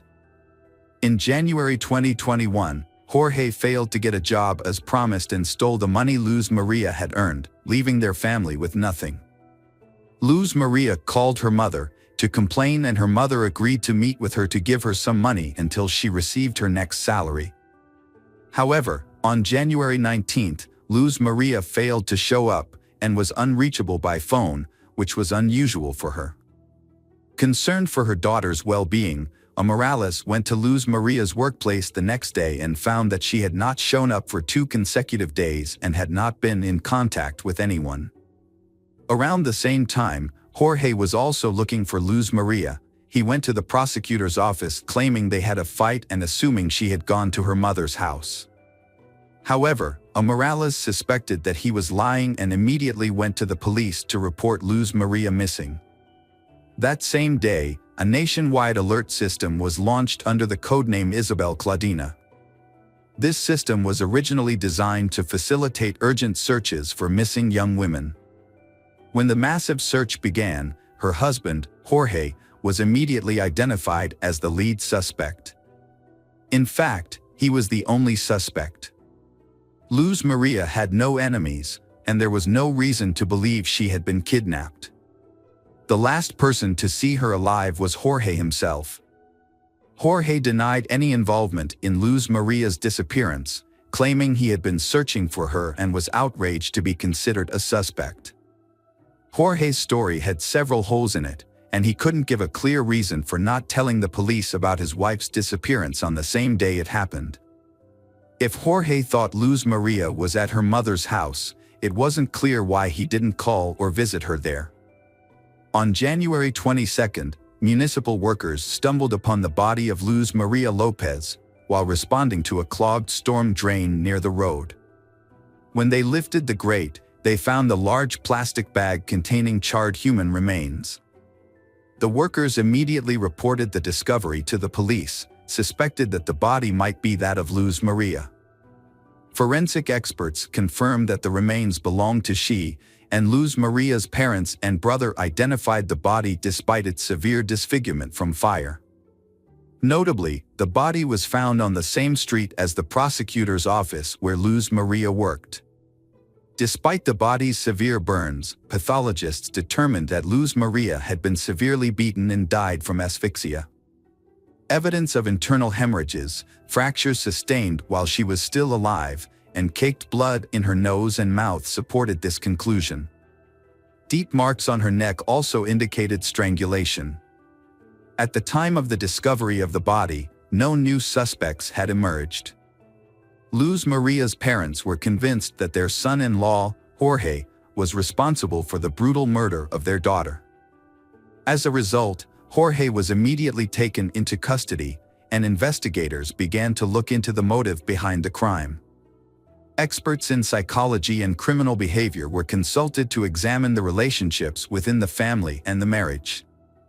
During the investigation, Luz Maria's mother, Morales, provided an audio recording that had been sent to her anonymously by a neighbor who had witnessed their frequent arguments.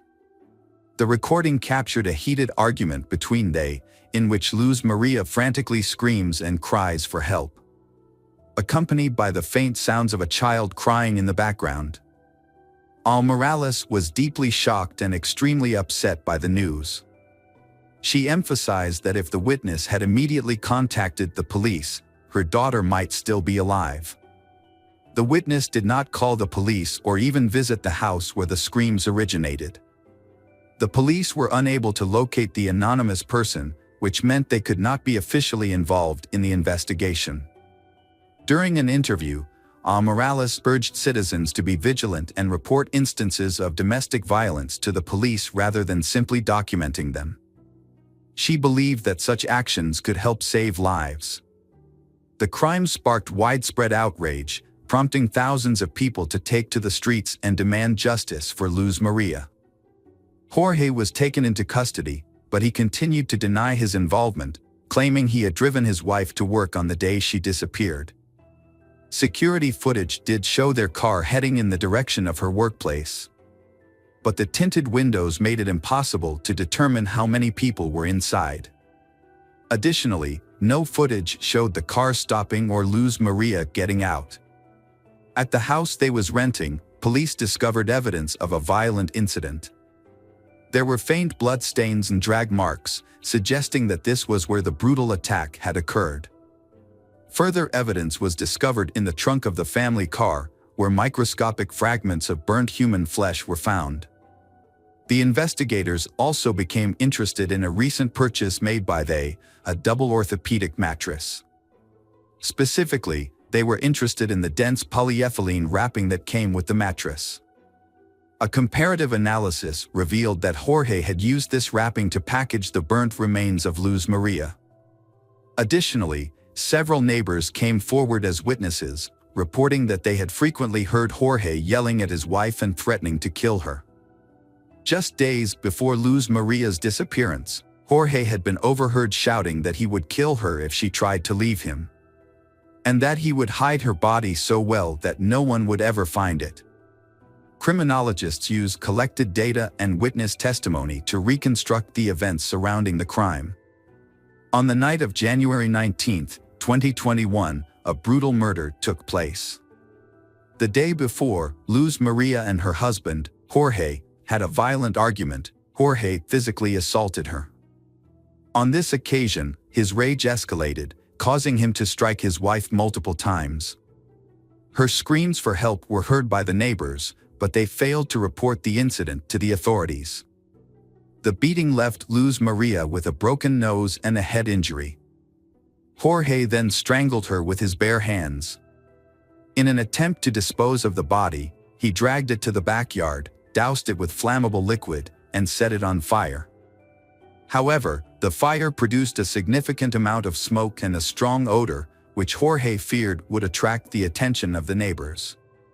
He quickly extinguished the flames, wrapped the charred remains in plastic, and sought a secluded location to hide the body, he believing it would never be discovered. Jorge committed a heinous crime in front of his 3.5-year-old daughter, who was old enough to partially understand what was happening. The child witnessed the beating and crime, and her cries and screams were recorded. Despite this, Jorge attempted to cover his tracks by using his knowledge of forensics, gained from his wife's textbooks, to create an alibi. He disposed of her body in a drainage sewer on a poorly lit road with no surveillance cameras. The next morning, Jorge drove to his wife's workplace, pretending to have taken her there as usual. He then began a fake search for her, contacting her colleagues, friends, and family.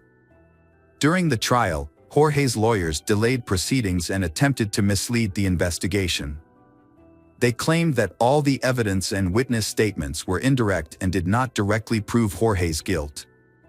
Defense attorneys requested that Jorge's detention be changed to house arrest, arguing that he was deeply depressed due to the accusations of killing Luz Maria he loved and the mother of his child. However, the crucial evidence came from Luz Maria's phone, which was in Jorge's possession.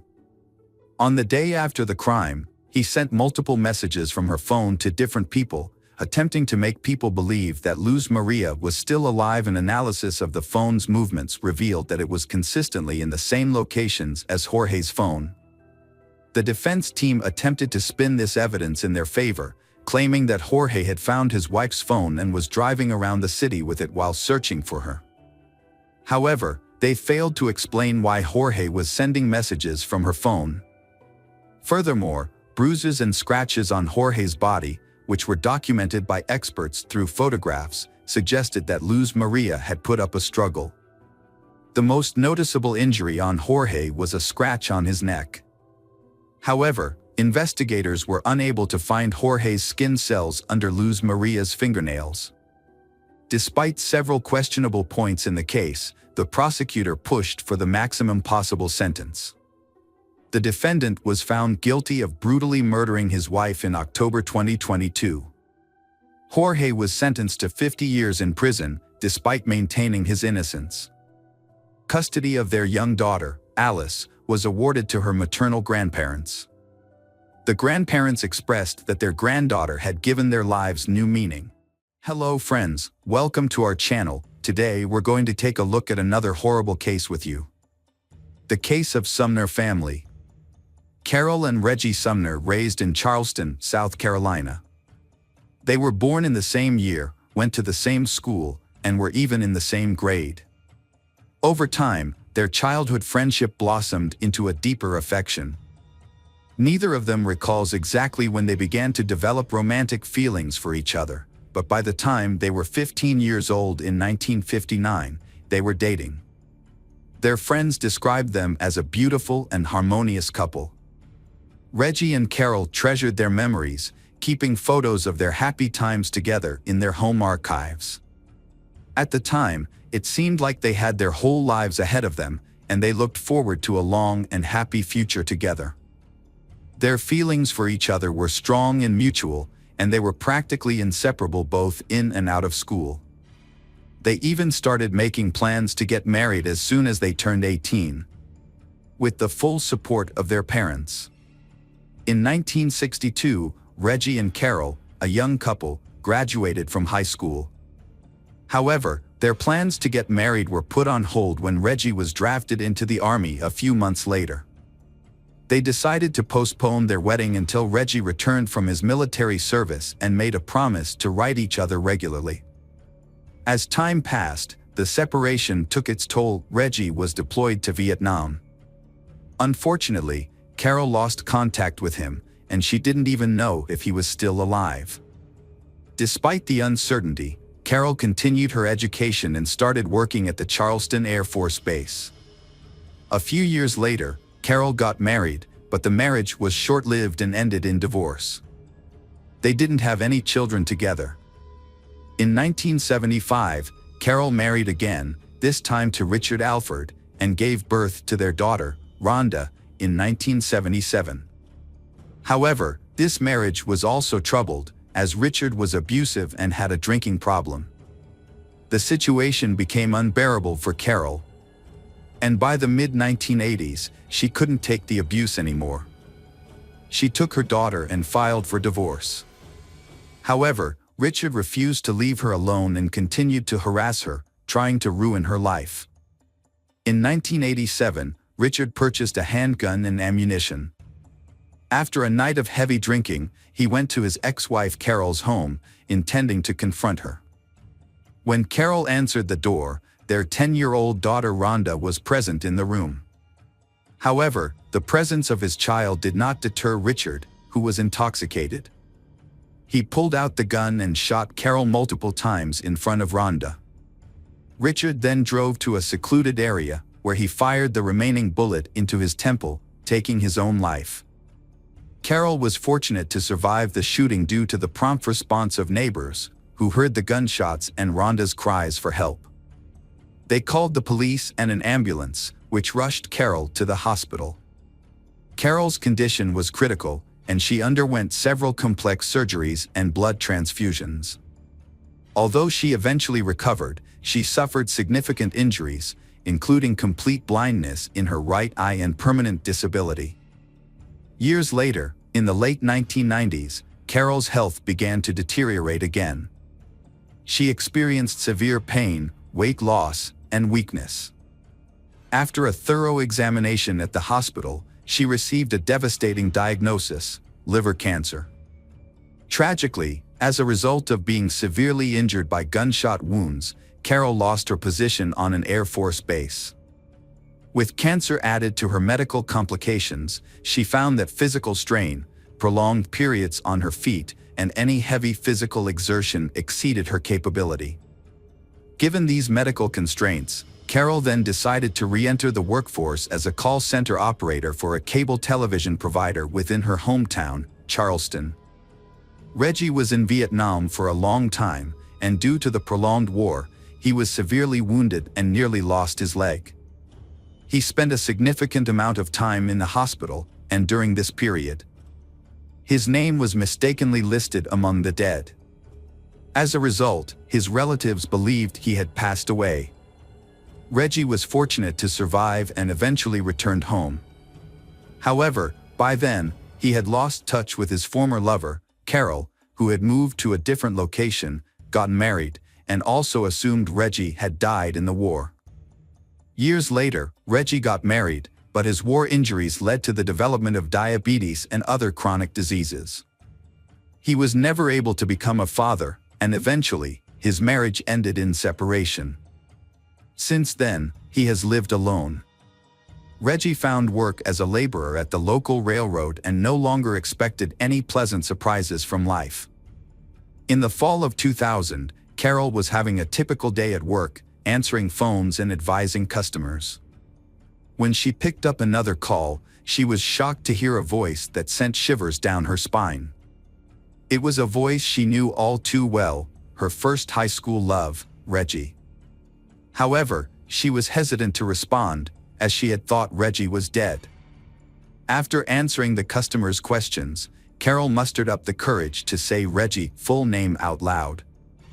There was a pause on the other end of the line, followed by Reggie's timid question. Carol burst into tears, revealing that she was she he had dated in high school, the one he had once wanted to marry. For several minutes, they both cried, unable to speak. Eventually, they composed themselves and discovered that they still lived in their hometown. They agreed to meet the next evening, reuniting after all these years. The next day, Carol spent hours getting ready for the date, trying on different dresses and perfecting her hair and makeup. As she looked in the mirror, she was reminded that time had changed her. She was no longer the young, vibrant woman Reggie remembered from the past. Still, she was eager to win him over once more. Their meeting was thrilling for both, having spent decades apart, and their conversation was unrelenting as they recounted stories from their lives, both happy and sorrowful, covering their previous marriages. Professional triumphs, struggles, health challenges, and basking in nostalgia as they reflected on their lost romance and first true love for one another. Reggie and Carol were determined to make the most of their reunion after a period of separation. They quickly fell into a routine of spending every day together, and within a couple of weeks, they decided to take the next step by moving in together. Just 5 months later, they got married, and Carol joined her husband in his home in the Riverland Terrace neighborhood. As they settled into family life, they initially resided in their hometown of Charleston, South Carolina. They were deeply in love, happy, and enthusiastic about building a life together. However, they faced some challenges, particularly with their health, as they were both still young but struggling with health issues. One of the neighbors who lived nearby was the Cole family, with whom Reggie had a long-standing acquaintance. The patriarch of the family, Stephen, had experienced firsthand the traumatic effects of the Vietnam War. Sustaining severe wounds during combat had resulted in confinement to a wheelchair for many years. His wife, Natalie, often prioritized her social life, spending time with friends at bars after work, instead of rushing home to take care of her family. As a result, their daughter, Tiffany, found herself frequently neglected and left unattended from a young age. Tiffany's situation improved slightly when she befriended the new neighbors, Reggie and Carol. During this time, Tiffany was still in high school, and the compassionate Carol took an instant liking to she. Carol felt genuine sympathy for Tiffany. For 5 years, Carol did her best to support and care for Tiffany, sometimes sponsoring cozy family meals, buying Tiffany clothes, and sharing enough allowance. Carol treated Tiffany like a daughter, showering her with love, care, and attention. When the Carol and Reggie decided to sell their Chevrolet Lumina minivan in 2004, Tiffany asked to buy it from them on an installment plan, as she desperately needed a car but had no money. They kindly offered to sell it to her for a minimal amount, which they divided into 12 monthly payments. In early 2005, Carol and Reggie made a difficult decision to leave their home and relocate to Florida. Their health had begun to decline significantly, and doctors advised them to move to a warmer climate with ocean access. Since Carol and Reggie were both retired, they decided to make a big change and start over. Carol and Reggie sold their large home in Charleston and bought a new place in Jacksonville, Florida. They also purchased a new Lincoln Town car. They was very happy and settled into their new life, making plans for their future together. Carol would call her adult daughter Rhonda every day to share her thoughts, plans, and daily experiences. However, in June 2005, Rhonda was surprised and concerned when her mother didn't call her as usual. At first, Rhonda tried to brush off her worries, hoping that everything was fine with her parents and that they would call her back soon. But when the next day passed without hearing from them, Rhonda's concern grew. She tried calling her parents' cell phones every 30 minutes, but they were now out of service. She also left messages on their home phone, but none of them were returned. Rhonda set out on a solo road trip to check on her mother and stepfather in another state. After a 5-hour drive, she arrived at their house.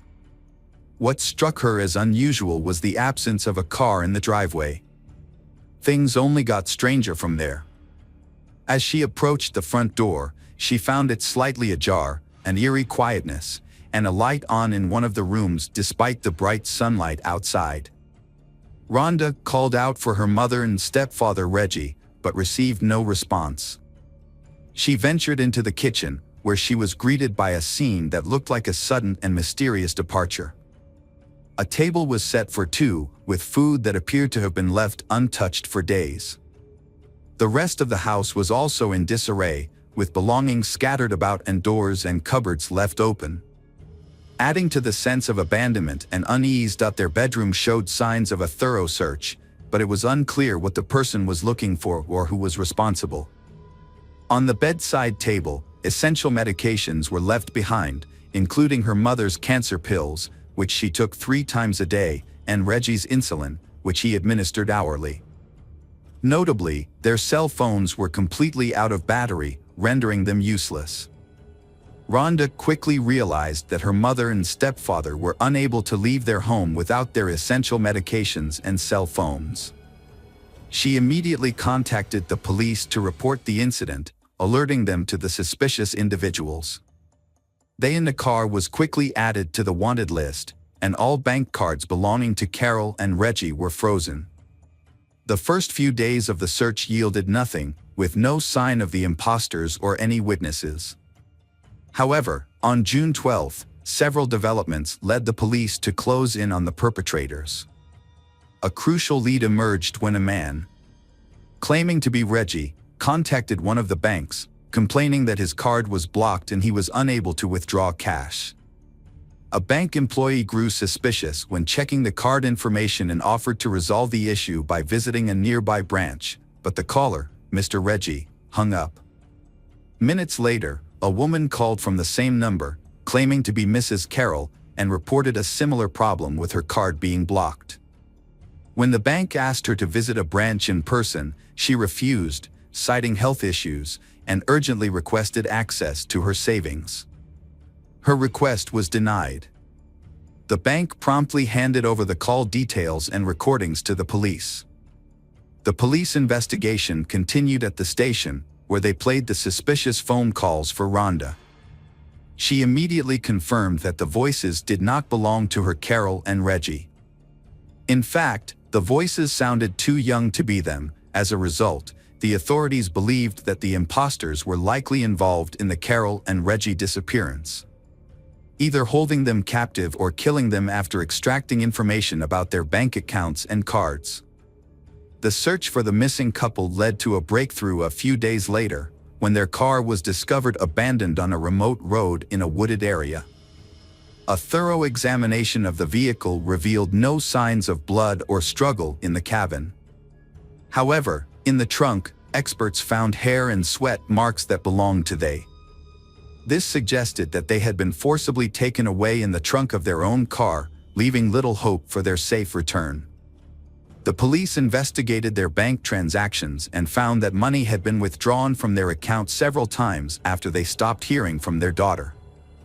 Reviewing the ATM surveillance footage revealed that the withdrawals were made by a young man who couldn't be identified right away. The police also requested a trace of all calls made from the phone number used by the imposters to contact the bank.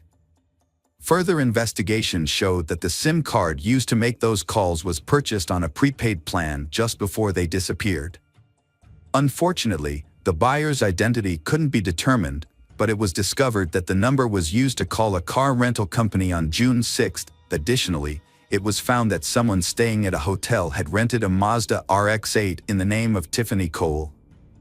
Later, the same car was seen at the ATMs where the unidentified young man withdrew money from their accounts. A team of investigators used tracking beacons installed in rental cars to locate a Mazda RX-8, which was found parked at a hotel in Charleston.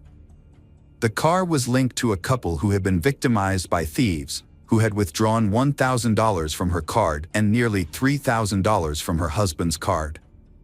A capture team was quickly dispatched to the hotel, where they burst into the room where the thieves were staying. The room was found to be filled with numerous packages and receipts from various stores, indicating that the thieves had been on a spending spree, purchasing items such as clothing, electronics, video games, cosmetics, perfumes, and expensive liquor. 3 people were found inside the location, clearly caught off guard by the police visit. Tiffany Cole, 23, her boyfriend Michael Jackson, 24, and Alan Lindell Wade, 19, all appeared surprised, confused, and frightened as police placed handcuffs on their wrists. The trio was taken to the police station, separated into different rooms for questioning, and initially pretended to be unaware of the accusations or refused to speak. A search of the premises uncovered significant evidence, including stolen bank cards, the laptop, some of Carol's jewelry, Reggie's expensive coin collection, the keys to their Lincoln Town car, and pawn shop receipts in Tiffany Cole's name. During the investigation, it was discovered that Tiffany had sold some of the stolen jewelry and spent the money with friends.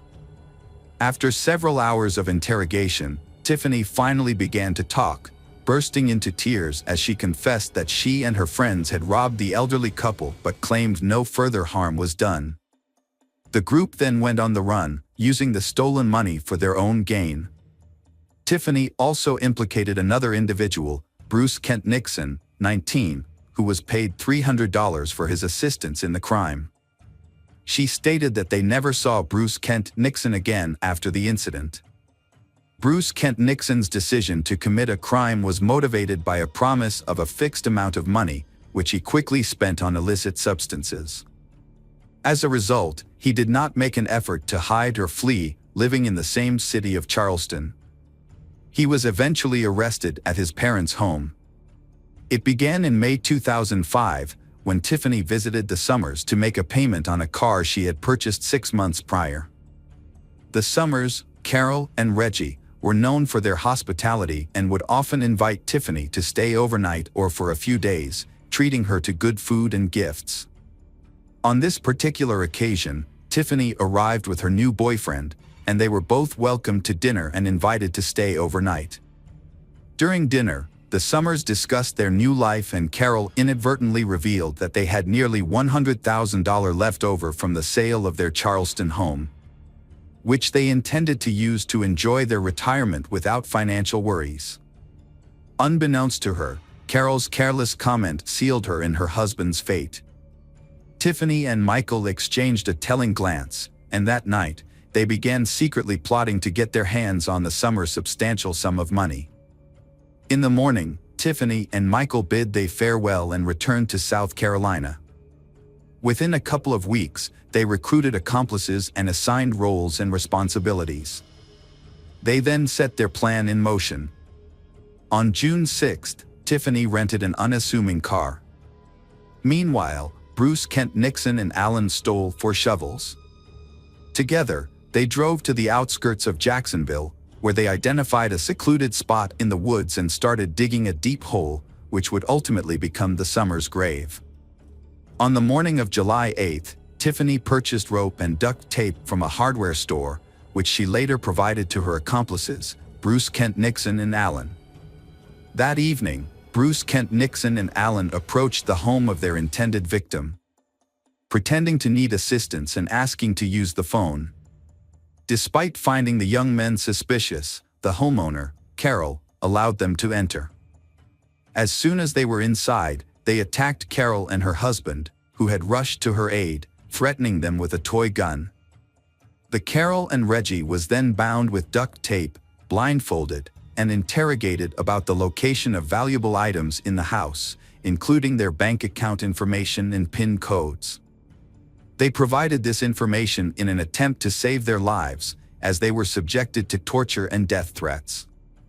After obtaining the necessary details, 2 additional individuals entered the house, assisting in dragging the Carol and Reggie into the backyard. They was then forced into the trunk of their own car, a Lincoln, which was being driven by Alan and Bruce Kent Nixon. Following behind them in a rented Mazda ARX-8 were Tiffany and Michael.